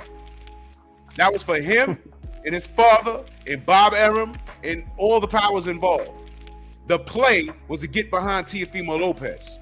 The play was to get him in front of Lomachenko. The play was for Lomachenko not to fight Devin Haney because he would absolutely get his ass destroyed. They franchised him up. They said relinquish that belt, give it to Devin, right? And what you're gonna do is fight Teofimo Lopez. Lopez, all he has to do is win, which is what he did. And we're gonna, by way of the rules, we're gonna call you undisputed and undermine and devalue the real belt. And that's what the play was. They did it for Teofimo and they did it for Canelo when it came time for them to fight Jamal Charlo. That's the truth. That was not supposed to be said out loud. Okay? But it was. It was said. Divine Sense, salute. Y'all see that shit? I play it again. Devin Haney made a comment, trying to make whatever it is. But at the end of the day, Devin, you don't know. The WBC is not going to have you, even if you do the competition, they're not going to have you fight for the title. You can get mad at everything. I'm fighting for the title after this fight, for the IBF. And then after that, me and Loma for all four. And where are you? You're not going to get a shot, bro. And you don't know that, but we do. And that's what we did. I'm not going to fight more fights. So it is what it is, man. Talk what you got to talk, my dude. Which at the end of the day, you're not becoming a world champion at 135. Right, brother. That didn't age well, did it? All of that shucking and jiving that they did, they running around and shit. What happened? He got in there, beat Lomachenko, right? Was running around talking about he was undisputed. Tried to, he thought he was a bigger star than what he was, right? Dipped around with Triller, all of that shit. They priced him. They totally overpaid him. That shit fell through the cracks. He was running around being a rock star, smoking hookah. Got in there. He postponed the Camboso fight like 5 or 6 times or some shit, right? Yeah. Got in there with Camboso. Laid an egg. Got dropped in the first round. Right? Lost. Right. He's backflipping in the empty arena. And then talking about his throat collapsed. And I'm supposed to right subscribe to this out. motherfucker. His throat collapsed right after he went up there and let a big ass WWE man punch him dead in his fucking chest tube. Oh my God! Thank you for that. I forgot about that. Did y'all remember that body shot? Who was that? That was Braun Strowman that hit him. Some one of those big I don't know, but he was a big motherfucker. Whoever he was, he had no business. What were those 6'7" dudes? 300-pound motherfuckers. Hit him right in the gut. But your throat collapsed though, right? You fucking joker, you goddamn bozo. His esophagus exploded. Listen, and I'm sitting there like, I said, how people gonna believe him saying his esophagus is like, you know that's a major part of your body. If it exploded, you probably be dead, motherfucker. Oh shit, you know who that was that hit him? It was the Mountain from Game of Thrones, that big white boy. Listen, he's not a boxer, but you don't volunteer to get hit by that guy. He's a power lifter. Dude's like 6'9", 300 pounds, pure muscle. Bench pressing 400 pounds for warm-ups. Right. You don't let that guy hit you. For what? What are you proving?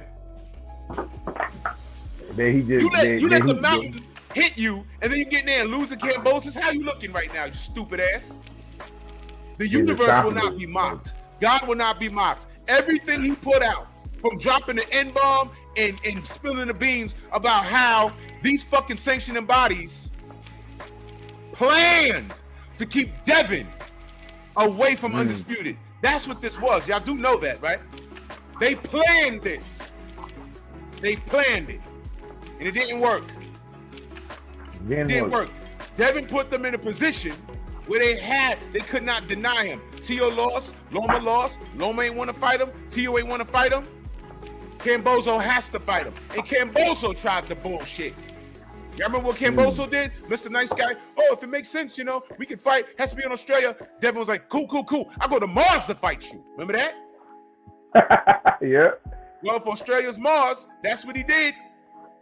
Beat his ass twice, and then y'all start acting like some sort of fucking super thug. I'm like, where's this coming from? They tried to hold Devin's whole camp out of that country. Didn't work. It was so amazing to see him win in such good fashion. Like I couldn't believe it, man. I honestly thought they were gonna try every trick in the fucking book to screw Devin Haney over, man, at that fight. Like I was so worried about that more than him actually just fight. I just thought they were gonna try to do something to tarnish his record, to tarnish what he was doing, what he stands for, all that shit. They tried everything in the book, and he still came out on top. Yeah, they Two tried. times. I'm so proud of that brother.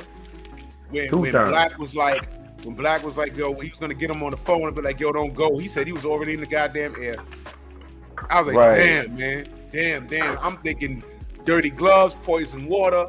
Right. Devin's gonna be in there. Water. You know what I'm saying? I said Devin's gonna be down there. They ain't even gonna give him a locker room. They're gonna send him in a goddamn back, and there's gonna be a kangaroo with boxing gloves on. They're gonna fuck Devin up before he gets to the ring and shit. I thought they're gonna do him so dirty. Didn't matter. This is why Devin is an instant classic. I hope y'all understand that. I hope there's only a handful of fighters. Go ahead. I was gonna say I hope people know when he said that he'll go to Mars and fight him. Believe that shit, because he did it twice. He went out of his comfort zone twice and beat him twice. Yup.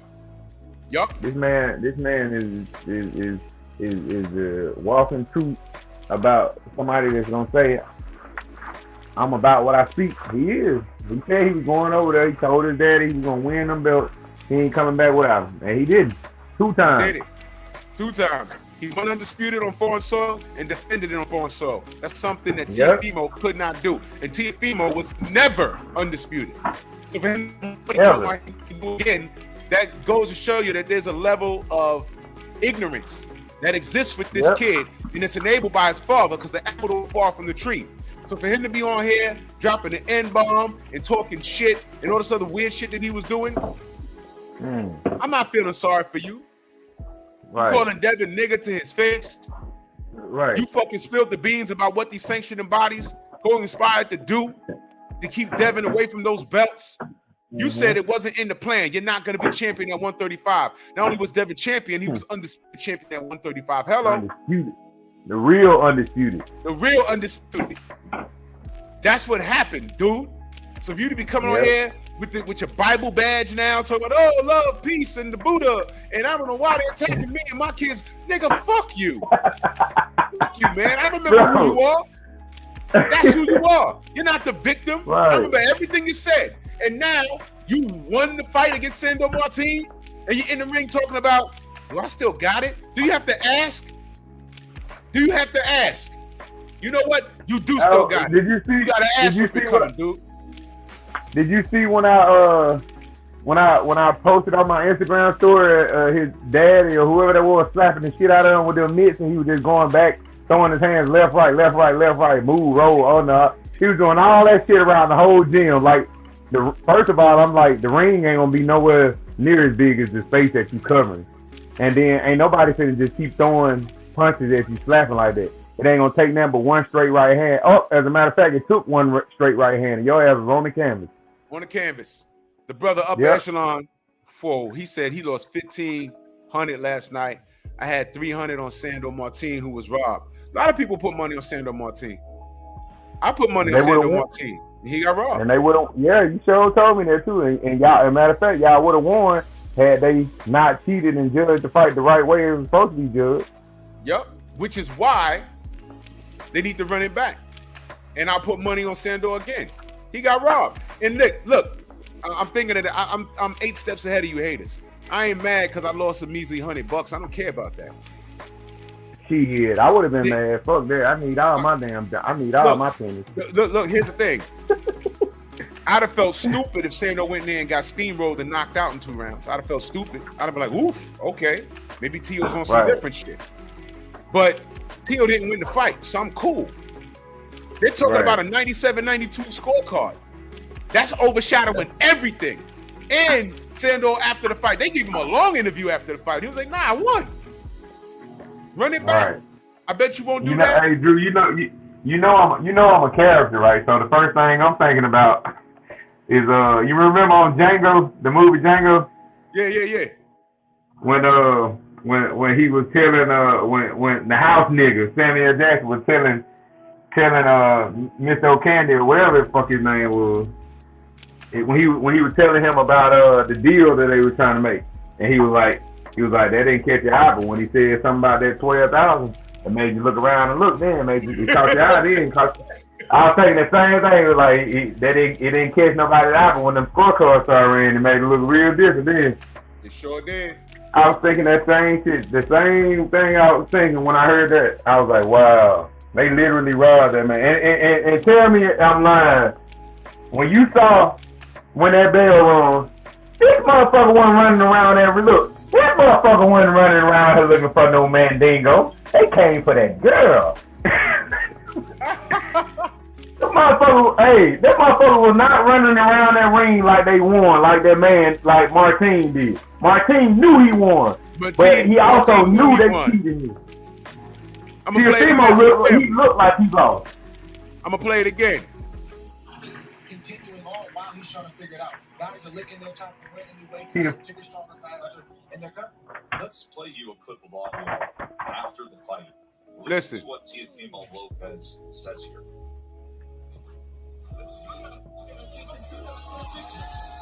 Oh, no, I saw that. Do I still got it? Yes. Hey, look at his face. You can see long-time top-ranked liaison. That's real. Already there. He's questioning whether or not he still has that. That is. That boy touched. That boy touched. Mm-hmm. That boy touched, man. A guy like that, you could easily defeat him. You could talk him. Devin Haney talks him out of the fight. He quits against Devin Haney in about 7 rounds. Yeah. He gonna quit.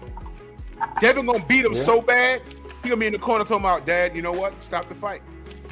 I can't touch this nigga. You saw the one round when the bell rang and he walked back to the corner shaking his head like, why this motherfucker won't sit there and fight me? That ain't his game plan. He know how to beat you, and he did. And he was frustrating you, and you couldn't even take that. He was getting pissed off because the man was outboxing. Now you know what? Ain't no one gonna say that Sandor was running because he's the wrong skin color. Right. Saying that he ran. Right. I'm thinking that same shit right now. Like, if they had been rigging down, they would have been booing the man. The commentary, Paulie Malignaggi would have been on that motherfucker. You can't really win a fight if you're gonna run the whole fight. Man, what the fuck are y'all talking about? This man outclassing him, boxing him, and countering him beautifully. And y'all sitting there talking about this man running. Crazy, man. They want. I told Tim, between Tim Bradley and Paulie Malignaggi, if you ain't sitting in that motherfucker getting the shit beat out of your face like they do when they fight, they think you running.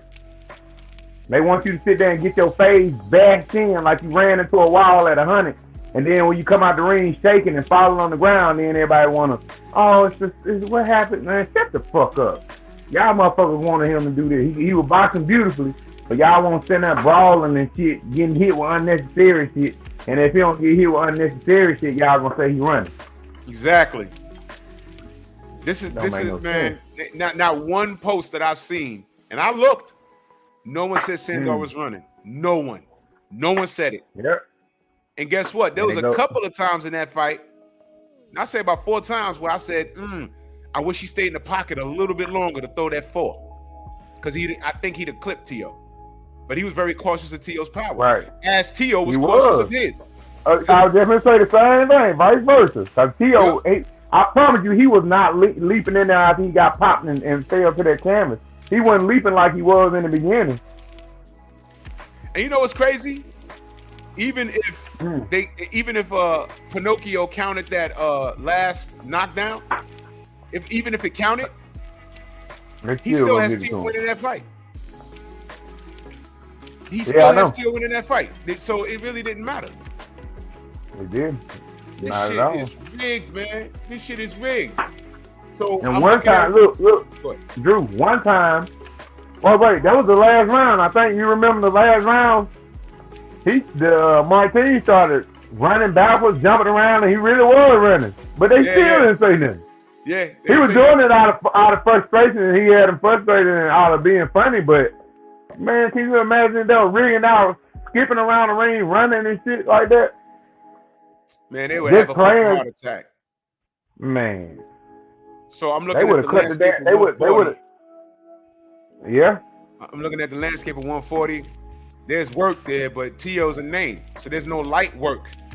Now the IBF and the WBC is vacant. All right.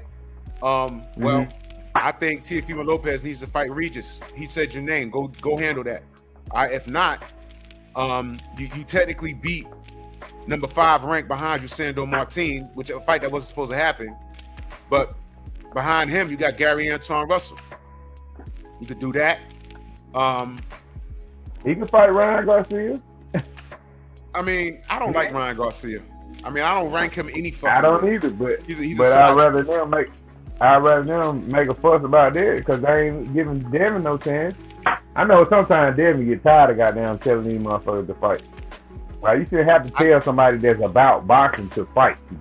If that's what his profession is, he should want to fight you just to make his legacy that much greater. But these motherfuckers see a fighter and they'll turn around and go the opposite way.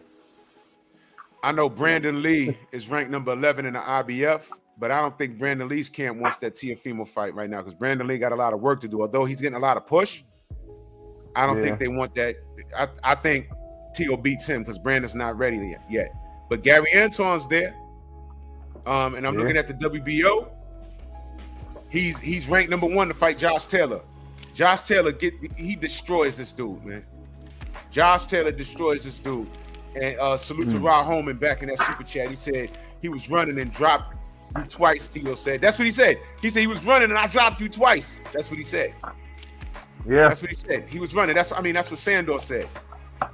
Right. He said I dropped you twice. The thing is the complexion. We know he was running and we know what color he is. They didn't say that. He did come out and purposely tell them he was running, and they still didn't say nothing, even though he told them he was running. Unbelievable. Like, that shit crazy. You tell them you running. Black fighters don't say that they running because they know what boxing means as opposed to running. But then that's what they go to word is every time they see somebody like that boxing beautifully, like Laura or somebody that know how to slip, move, and counter with punches. He won't stand still so I can beat the shit out of him. He running. Who the fuck? Man, they better resurrect Arturo Gatti. Fuck out of here. More boxing, salute, brother. Good to see you. That's what they want, Arturo. They want the Arturo sitting there like they not want not the Arturo that fought Mickey Ward. They want the Arturo that fought Floyd Mayweather. They want that one. Right, Mickey Ward in the second fight. That's all right. different. That's all different, right. Man. This is the sport, y'all. So wake up and smell the failure. This is some crack-a-lack of bowl right here, man. For real, for real. So if I'm gonna give a grade, let me get my sensei on. Let me get my Stormy B man on. Stormy B man. I'm gonna give T.O. a C minus. I'm not gonna give him a D. I'm gonna give him a C. That's a passing grade. But you had help, bro. Even if they gave it a draw, I wouldn't be as livid. Like, yo, Ricky Williams in the building, salute. I wouldn't, I'm not gonna give him a D because he competed. He didn't get dog walk. But I see all the flaws and I know where it's coming from. You understand? The fact that he can't listen to his corner. His father knew he was down, which he told him, you better step it up or they'll snatch this thing from you. Fucking Pinocchio.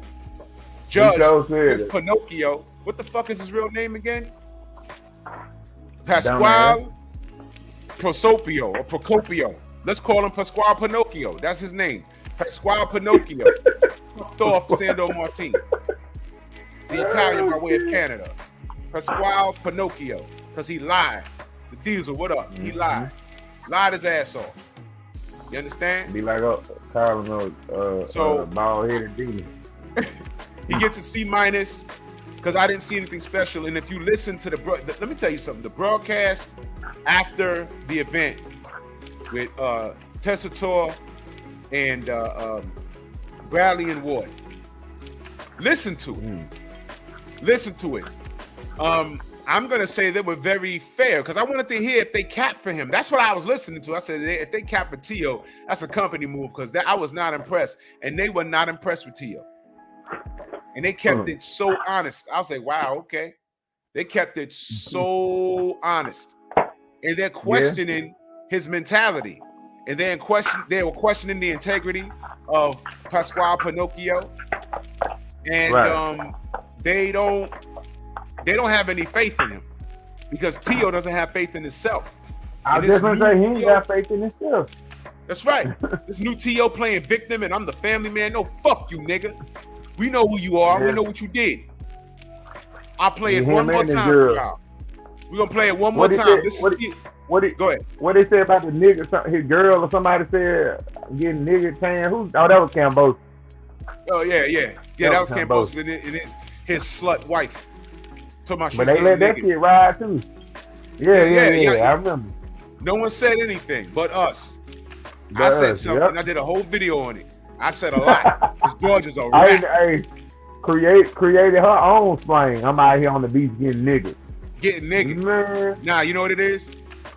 She wanted to come to America and get niggas down. And in a different type way. That's right. That's what it was. But for those of you that missed it, I'm gonna play it one more time. This is Teofimo Lopez before the Lomachenko fight. He spilled the beans. Okay. Listen. Hey, Devin Haney made a comment, trying to make whatever it is. But at the end of the day, Devin, you don't know. The WBC is not going to have you, even if you do the competition, they're not going to have you fight for the title. You can get mad at everything. I'm fighting for the title after this fight, for the IBF. And then after that, me and Loma for all four. And where are you? You're not going to get a shot, bro. And you don't know that, but we do. And that's what we did. I'm not going to fight more fights. So it is what it is, man. Talk what you got to talk, my dude. But at the end of the day, you're not becoming a world champion at 135. Punk ass. You know I gotta follow that up with this, right? Whoa! What the Take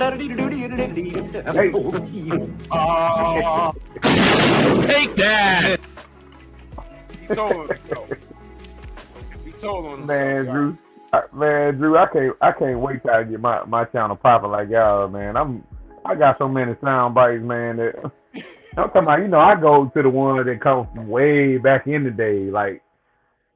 Man, I'm talking about ones that gonna have you rolling, you know what I'm saying? But they're gonna be at the right time when you hit them up, especially like off that Mandingo movie. You ever seen that movie, Mandingo? Oh yeah.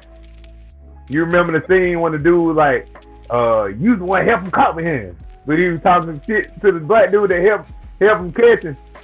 Bro. And he was like, bro, and he was like, before y'all hang me, he said, before you hang me, kiss my ass. Man, I was like, wow. Dude, I used to watch that shit every other day. That dude went off on that motherfucker because he was wrong for that shit. He gonna go out there and help Malcolm catch him. I would have escaped with that. I would have escaped if it hadn't been for him. Scooby-Doo sounding niggas. I would have got away with it if it wasn't for you meddling kids looking ass. Right. Oh, shit.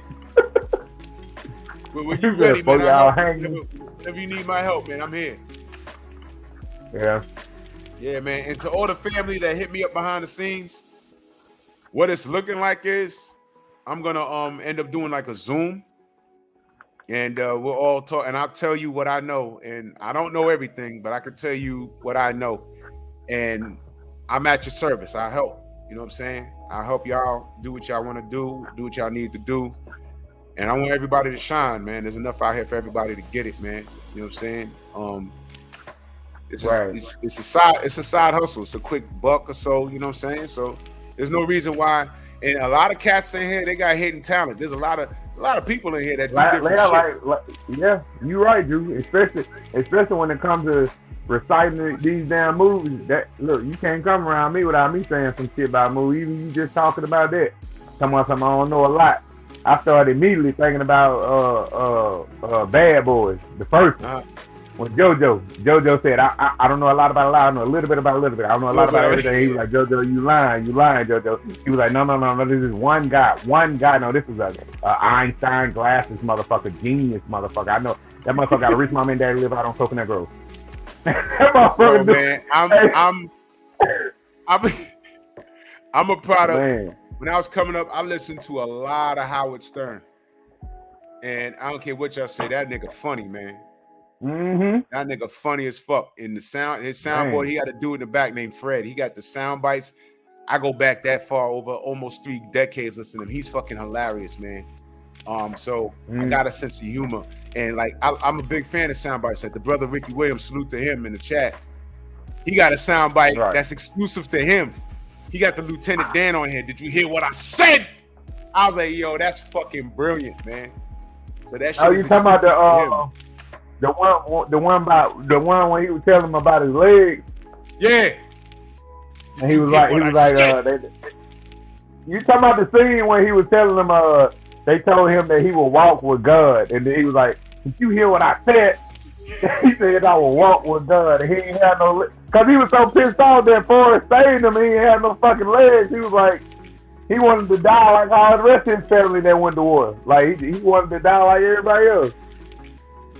I was like, wow, man. And that's why me and Jay go to the movies a lot. We went to the movies last week, but me and JD's, we got that same taste in movies, like that kind of the sense of humor. But it's like movies that me and Jay watch. It'll be movies that you probably wouldn't even think that I would watch, but I watch them because of I can catch all the humor and the stupid shit. Like everybody else that I know will probably look at it and be like, "How the fuck was that funny?" But I find it hilarious. But they'll be like, "How the hell was that funny? Why are you laughing so hard?" It's the little shit like that. It's a different sense of humor. Right. Right. Yeah. Not everybody has. I got a crazy sense of humor. I find the weirdest shit funny. Like sometimes I'll be laughing at shit. My wife will be like, "That shit was funny." I'm like, "Yo, I have no idea." Upper Echelon, is this your second channel? Upper Echelon, is this a different channel you got? I swear you so on point with that one, man.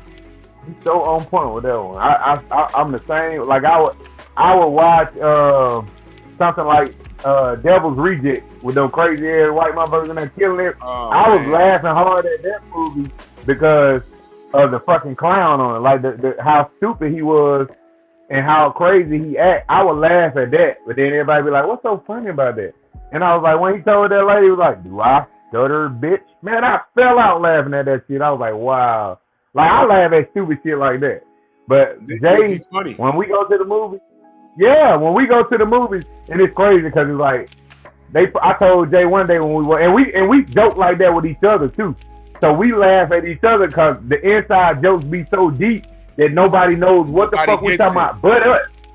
Yeah, nobody knows. But Malik like that too. I know Malik. When Malik come here, he had his little inside jokes too, and it's always pertaining to an old ass movie that we both saw, and we both know exactly what it's about. But everybody else be looking at us like, "What's so funny?" Bro, I love that. That's what I love so much about everybody in this camp. We all got our own different things that we laugh about, but everybody else on the outside don't get it. That's what I love about it, man. They don't get it, man. They don't get it. Like yo, me and my boys, like we always been like weirdos, like with the sense of humor and shit. Like there's things that I want to clip and put on my StreamYard slide, but I don't have enough room. StreamYard needs to put more slides on it. I got so much shit I want to put on here, and my soundboard is ridiculous, man.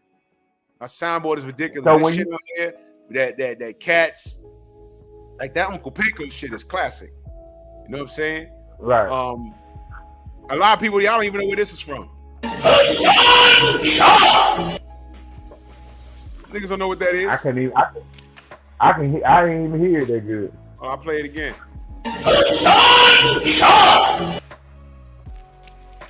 You heard it? Dude, you got me with that. I heard it, but I can't recall it. That's that Bugs Bunny shit. When he ended up in Arabia and Hassan was chasing him with the sword. Oh! Hey, listen, dude, look. It's in me, look, listen to me. Do you ever notice, now that you older, or now that we older, when we used to watch cartoons, we laughed at, but man, there was a lot of fucking inside joking in them damn Looney Tunes, man. Bro, if you don't, especially with that damn Rooster. Yo, man, Fargo and Langon was my dude. That was my dude. Man, I asked him the other day, I said, Fargo was man, black. Okay. He was black, yep, he was, he had to be. Cause I said, I was at the gym one day and I was like, I think it was Keandre I was talking to. I said, you remember Foghorn Leghorn? He was like, who? I said, Foghorn Leghorn. Man, I don't know who the fuck that is. I said, you don't remember that big rooster on down Looney Tunes? He was like, oh shit, hell, I ain't never know the motherfucking name. Man, I just fell out laughing. I was like, yeah, man, a lot of people don't know that though.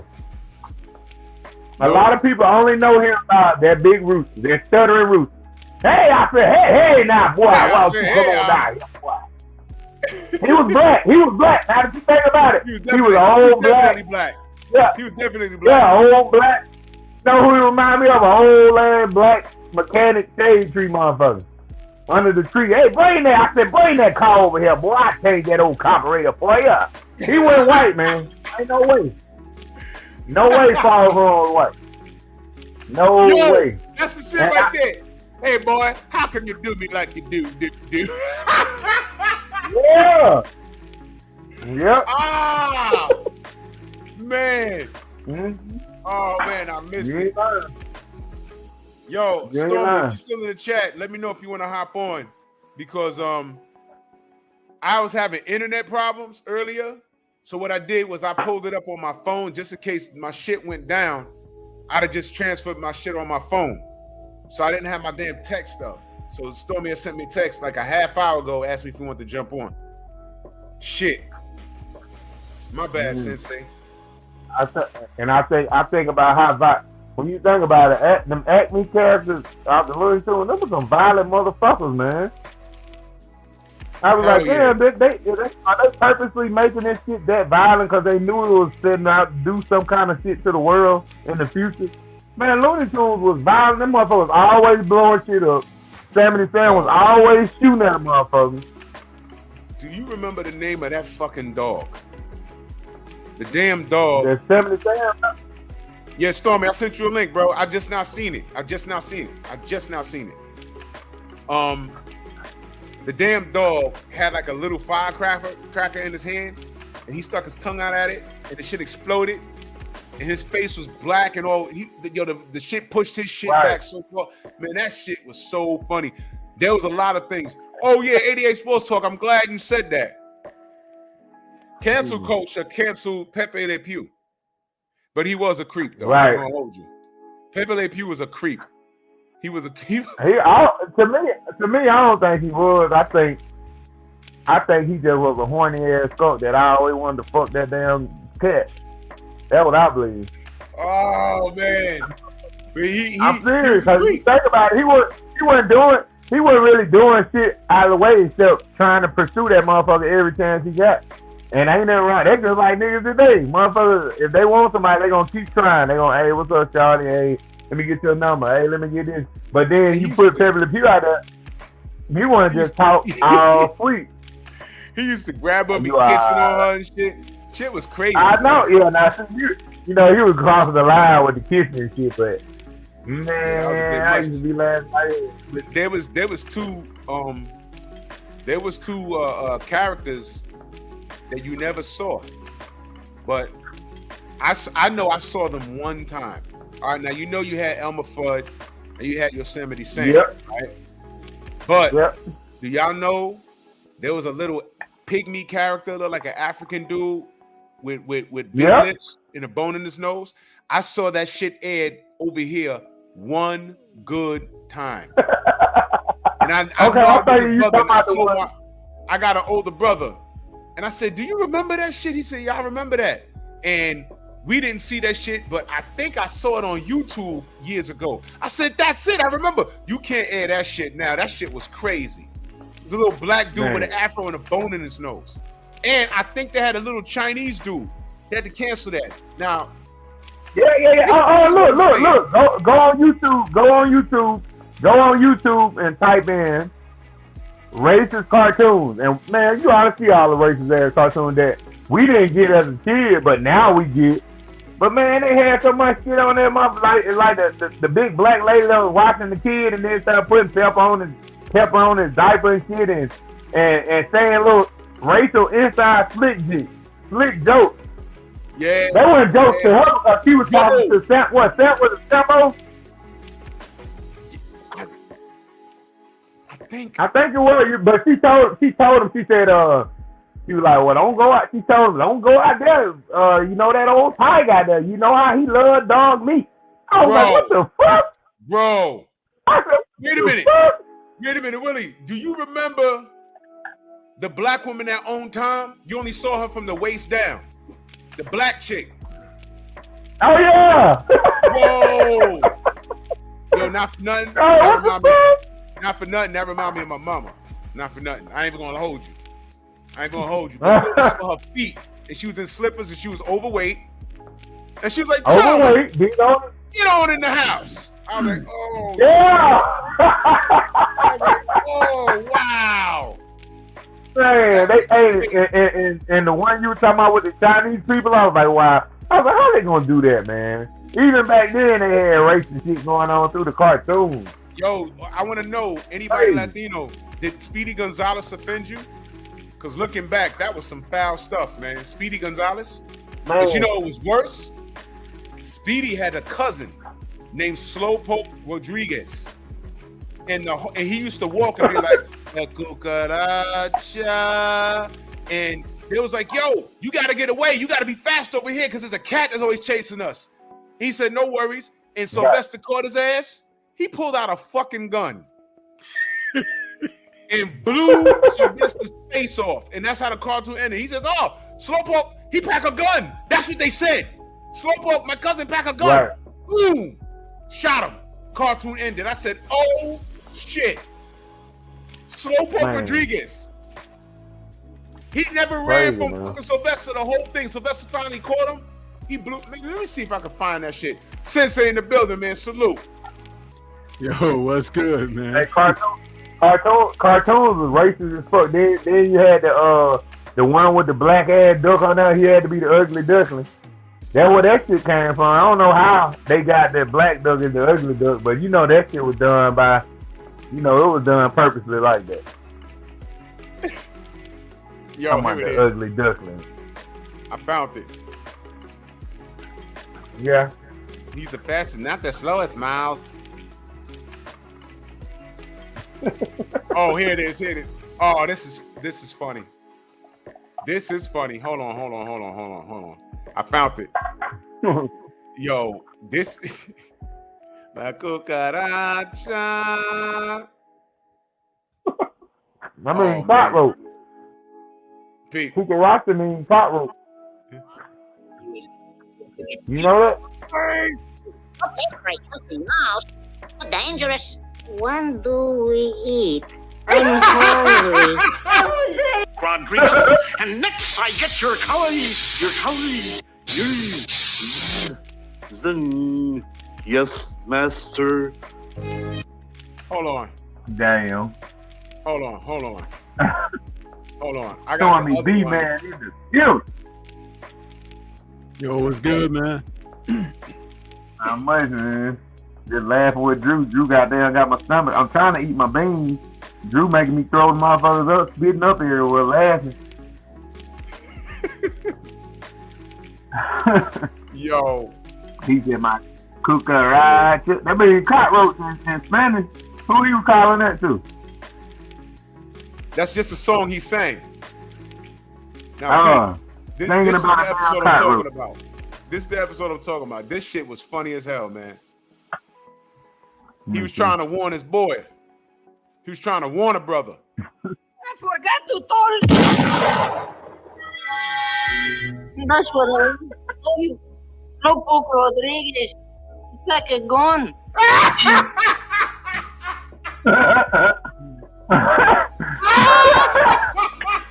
Man. Oh! Damn. He had him. Run that back. Say something I forgot to tell. That's what I wanted to tell you. Slowpoke Rodriguez. He packed a gun. Now he told me.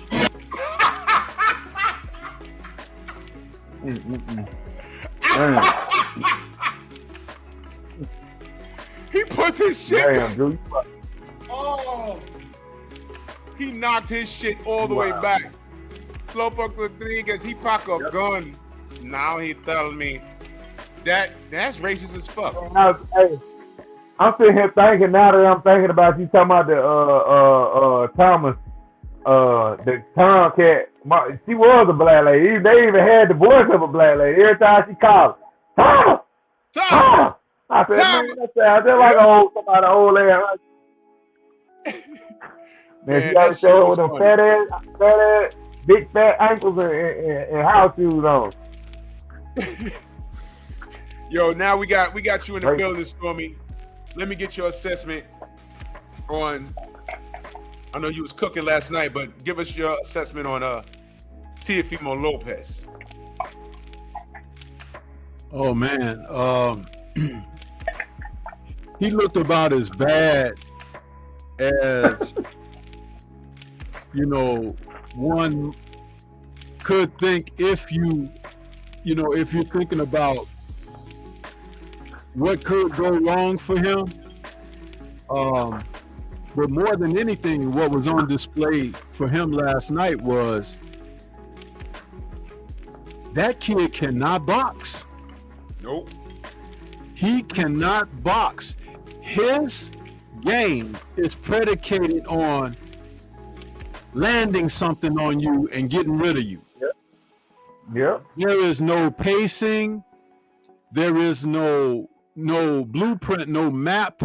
It's just like, did you see all the lunging shots he threw at Sandor? He was just leaping in, throwing stuff, winging shots, missing, and getting countered. And for them, including Bob Arum, to say that Sandor ran all night.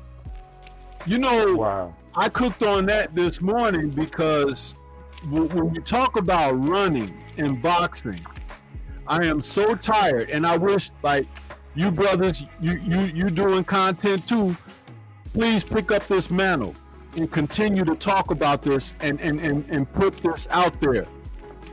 We are tired of inadequate fighters who aren't fortified with skills to know how to deal with someone who has good footwork.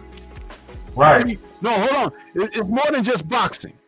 Boxing is a part of the process, but a fighter that has good footwork, it means something in the sport.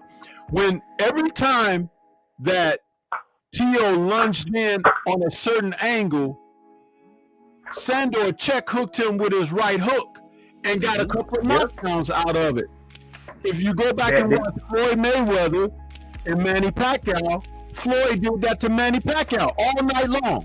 Every time Manny thought he was about to get Floyd near the ropes, Floyd would time him and wait for him to lunge in like Manny would do. Once he caught his rhythm, he'd check hook him and get out of there. He check hook him, and next thing you know, Manny's back is near the ropes, and Floyd's back is now near, facing the center of the ring. So that's ring IQ, ring generalship, and it is good footwork, because you have to know how to come out of being on the bad end of something when you make a move with your feet. So I'm tired of hearing these guys say stuff like someone is running when they don't know how to counter the movement that is being displayed against them.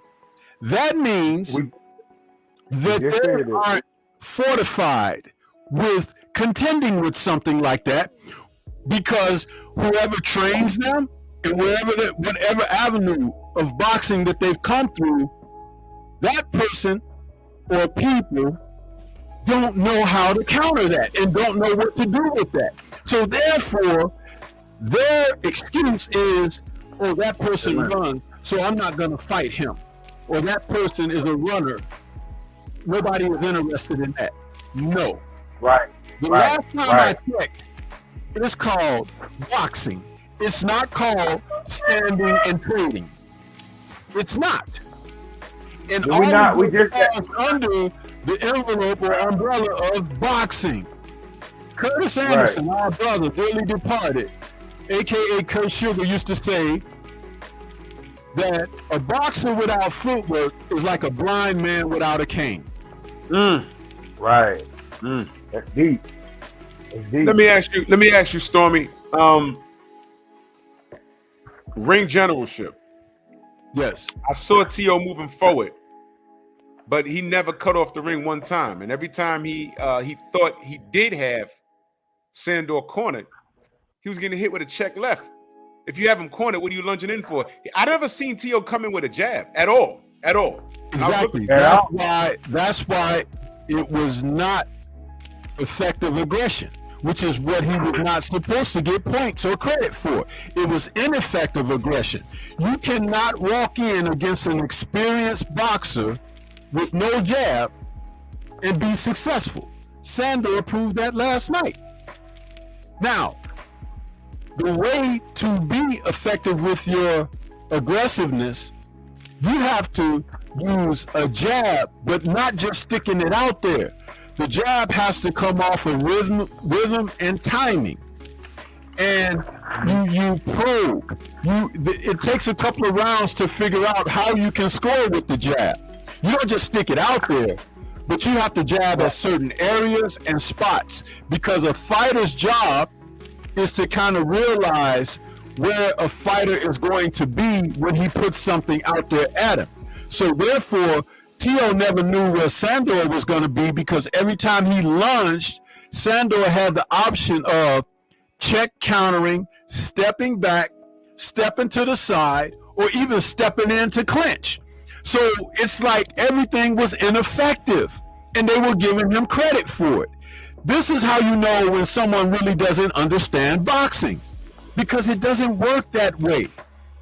And every time a fighter doesn't have the necessary tools to be successful, the fight becomes very easy for the boxer who can box.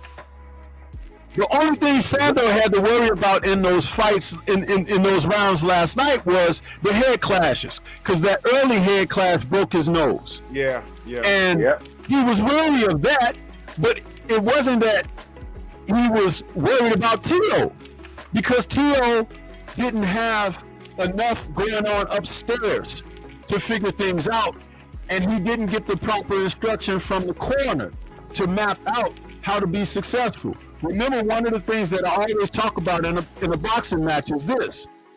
It's the guy who adjusts to the adjustment that usually wins a fight.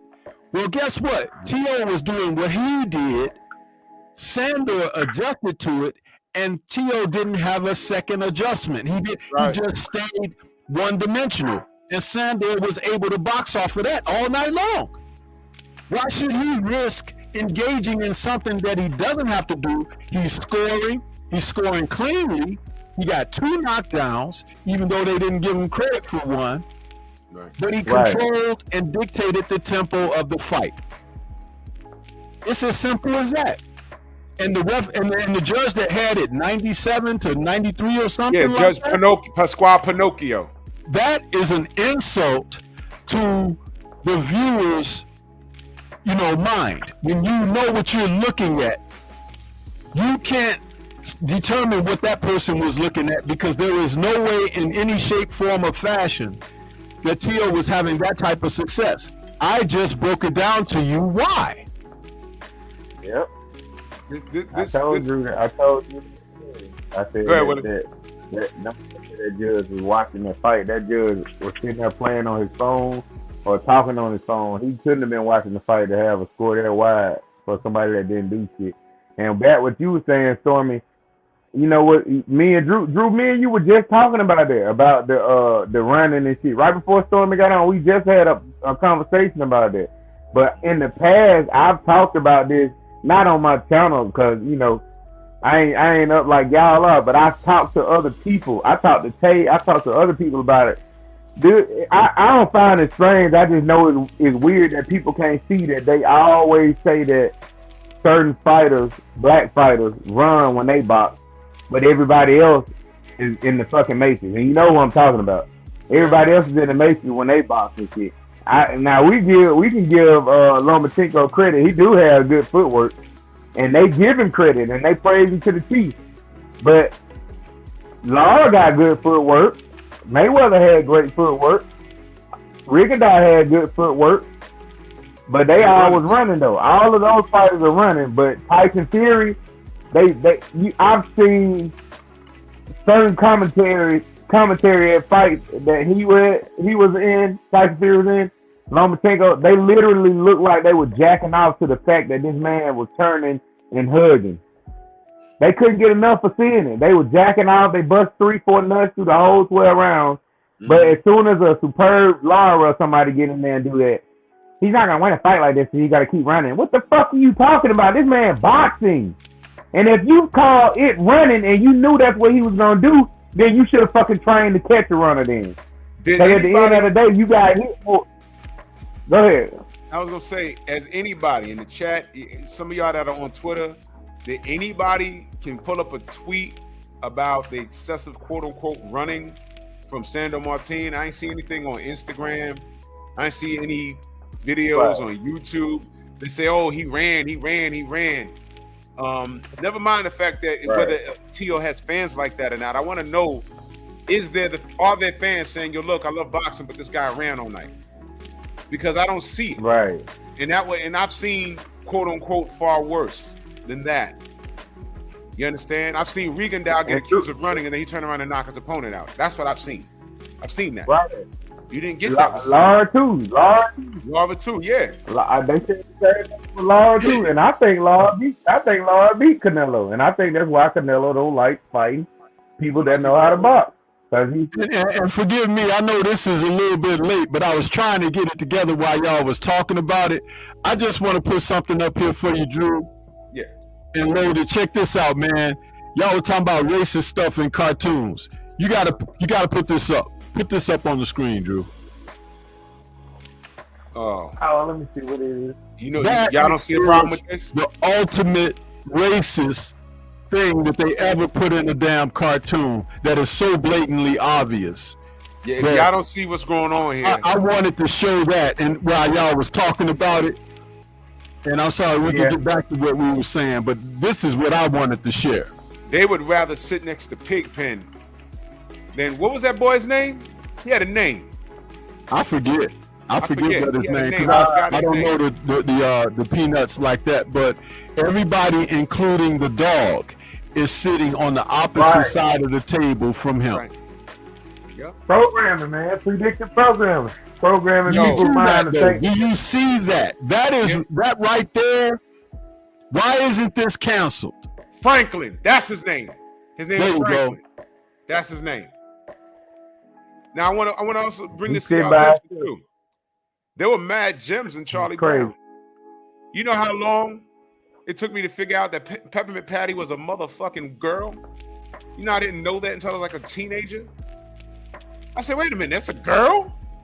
And Marcy always called her Sir. Yeah. I was like, what the fuck? Yeah. They did a joke about that on Family Guy. She was the first bad bee in animation. Yeah, the first. The first one. And when I say bad beat, let me help y'all understand that.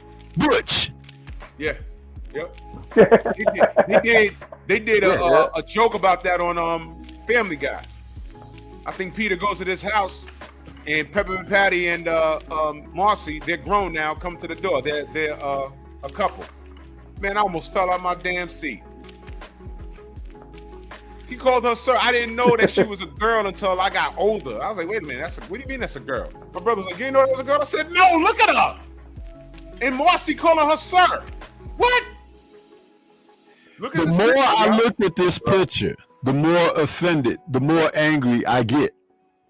And when you guys were talking about the other characters and Slowpoke Rodriguez and Speedy Gonzalez and all of that, this is what came to my mind.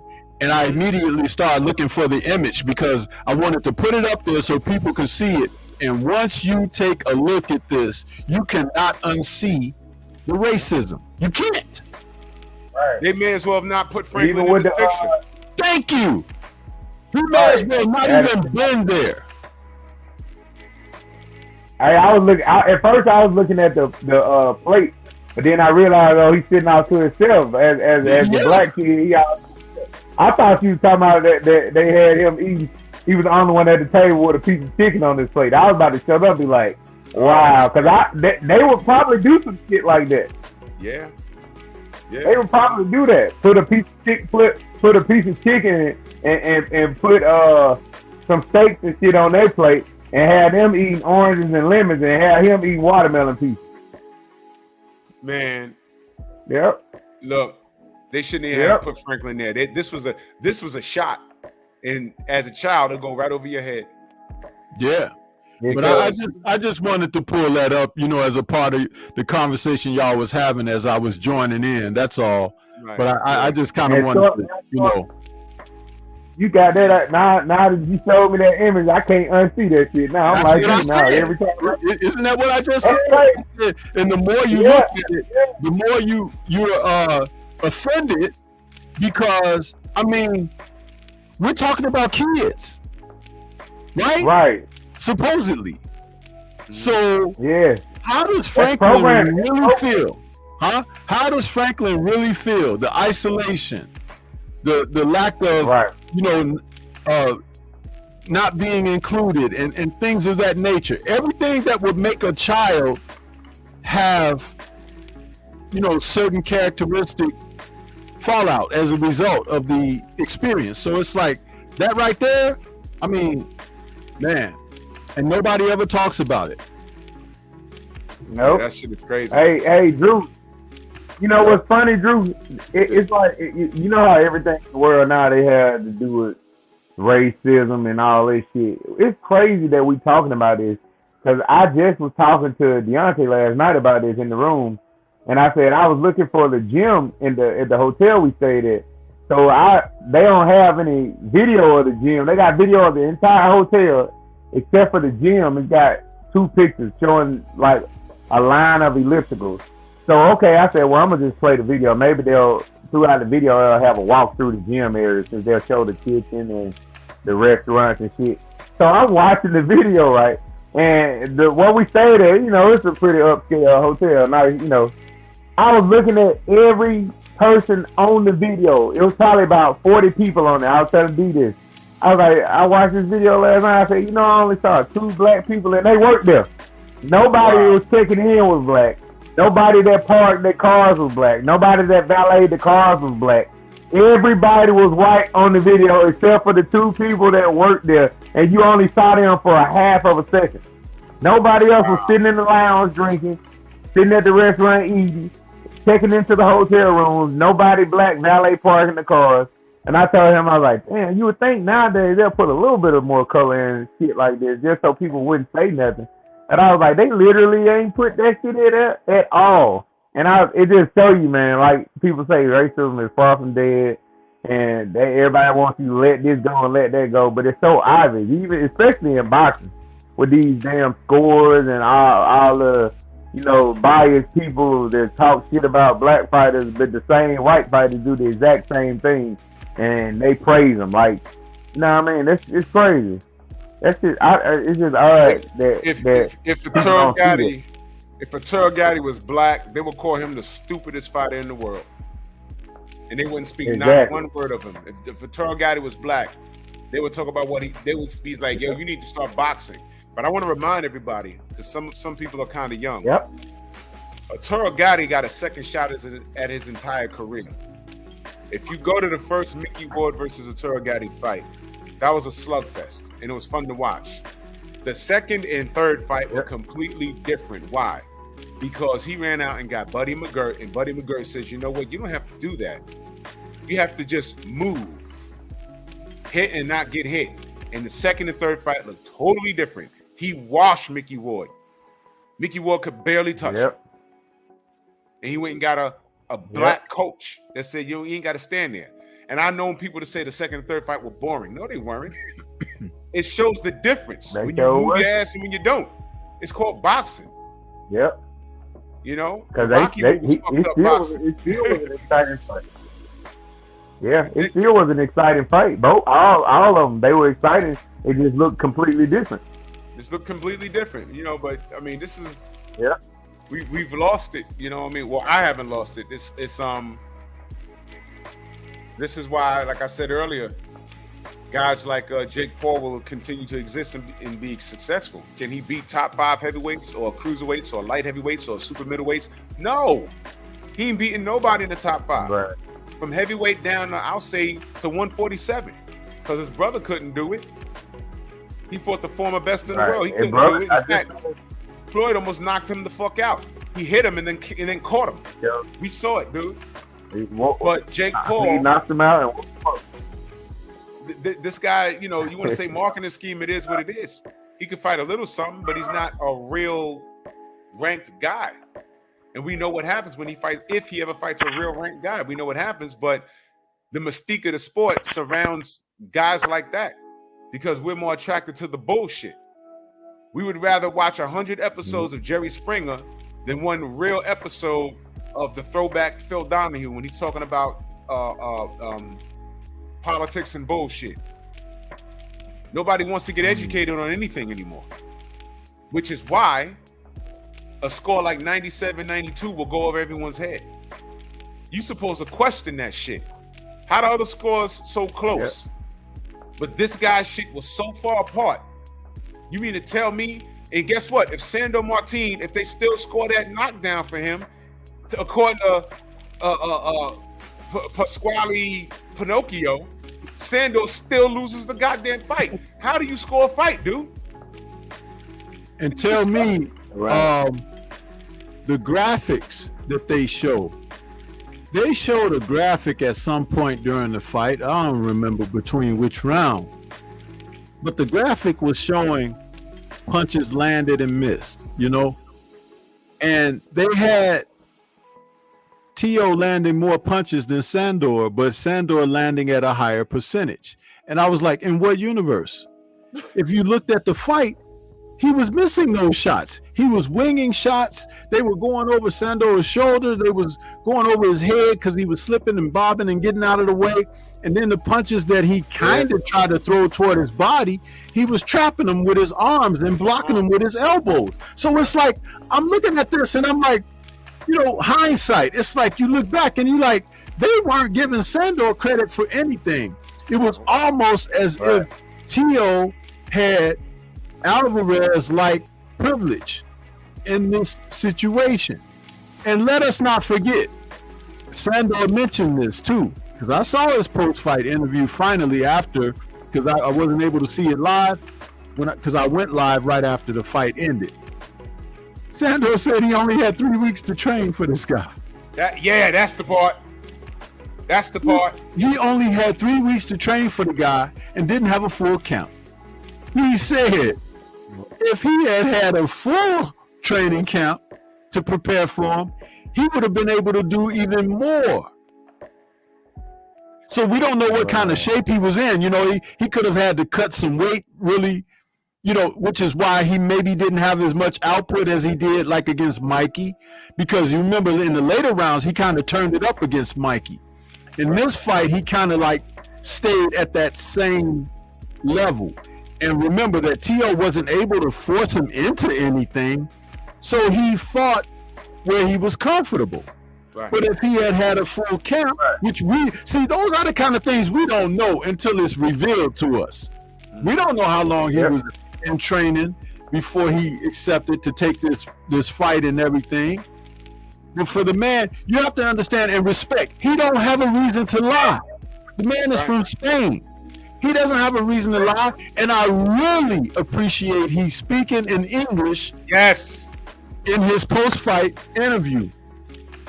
If you guys didn't see his interview he did with Fight Hype, and shout out to Fight Hype, he did like an 8-minute interview with that brother that interviews fighters from Fight Hype, and man, he basically put it all out there. And I love that. And Sandor has even more respect from me because he didn't have to conduct the interview that way, but he spoke in his broken English and communicated very well and let us know, he let us know what he thought of T.O. fighting Devin Haney or Tank Davis, and if he had a full training camp, what it would have been like. And he said he still didn't feel that T.O.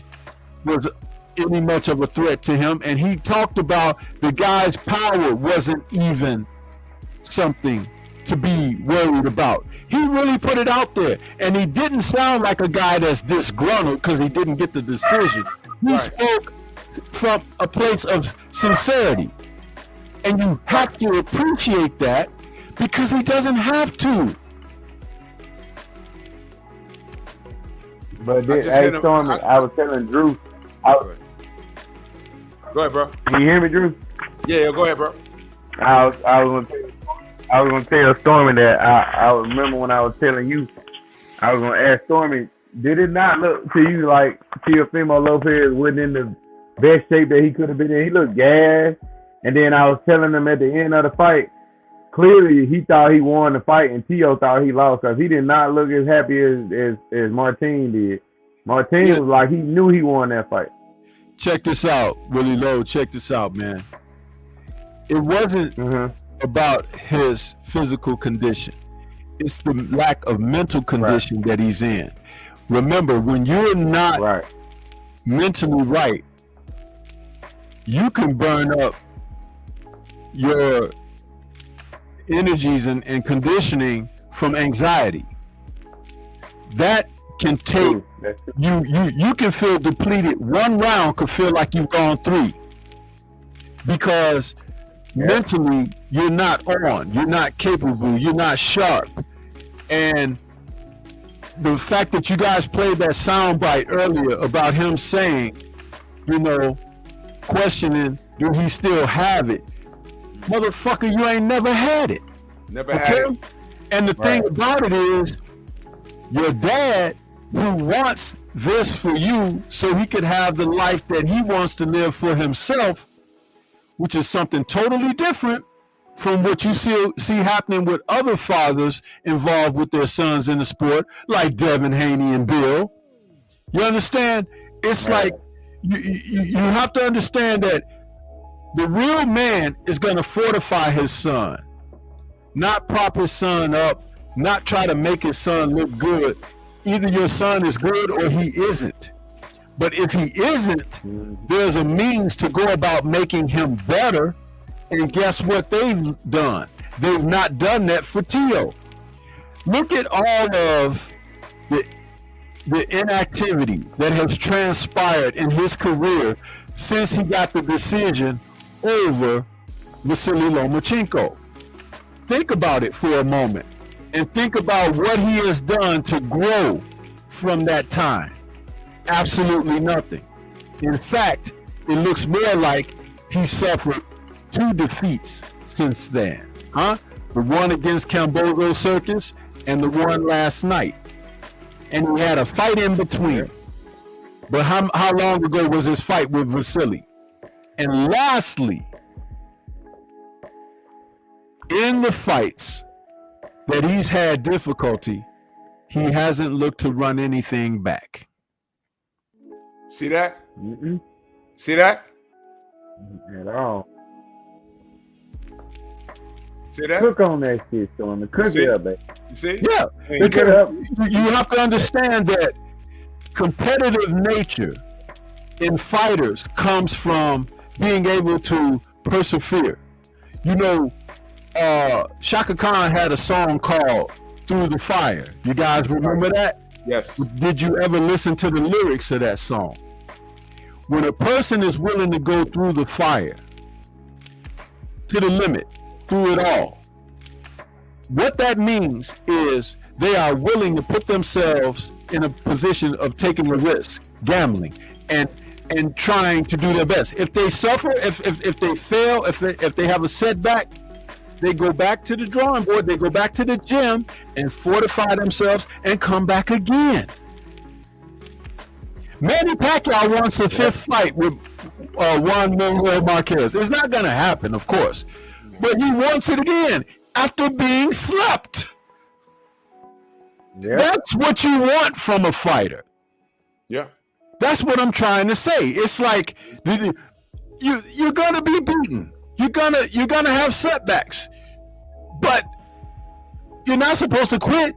Remember, Mike Tyson asked Evander Holyfield, why did you never quit? And Evander said, because you're not supposed to. Simple answer. But Mike Tyson shouldn't have never asked him that question. You know why? Because Mike Tyson had something Evander never had. He had Cus D'Amato for a few years in his life. Now you tell me, what the hell did he really learn from Cus? Because overall, doesn't it look like he retained absolutely nothing? He ended up going to prison, didn't he? He ended up embarrassing himself and disgracing himself publicly, didn't he? And now he's tuned out and zoned out and drugged out on a national podcast weekly. Right. Is that something to be proud of? Is it really? Nope. But see, on the podcast, these are the kind of things that I talk about because character always comes into play. And if you have poor character, the results are going to be what? Right. It's always going to show itself. And that's the thing. See, he picked up a great skill set, and Mike had a lot of natural tools. He had great ability, but as a man, he fell short. He had, he just fell short. And that's what the difference was. He asked Evander about quitting, and the answer he got, he was used to getting in the ring from other people. because they would fold. A lot of them, not all of them. A lot of them did. They just fold. Quick Tillers didn't quit. He could have. He said he stopped the KO streak.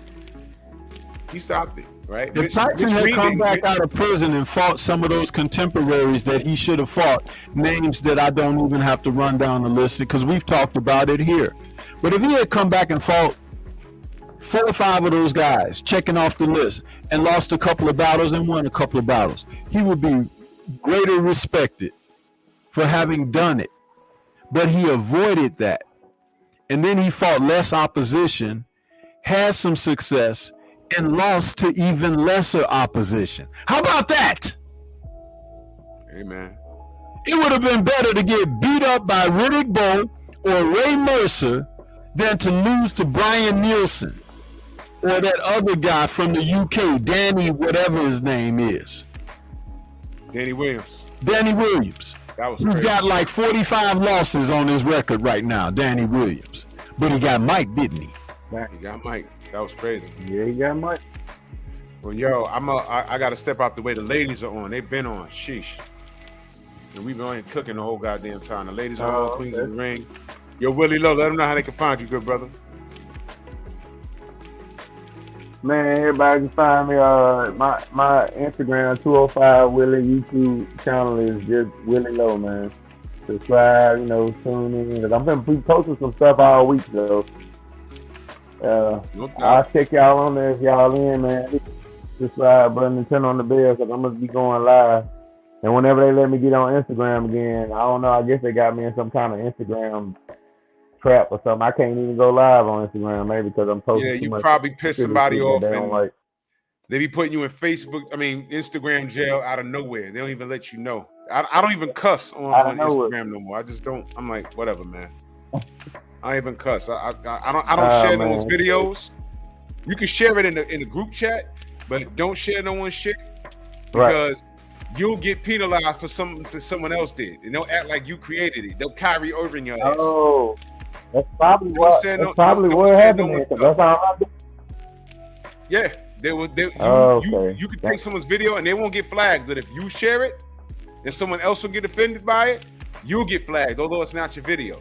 Don't share no one's shit. You can share it in a group chat or DM it to somebody, but don't share no one else's stuff. Don't do it. Right. Stormy. Or they'll penalize you for it. Yeah. Let them know how they can find you, good brother. They should know by now. Everybody can find me right here on YouTube, man. I just put the link in the chat.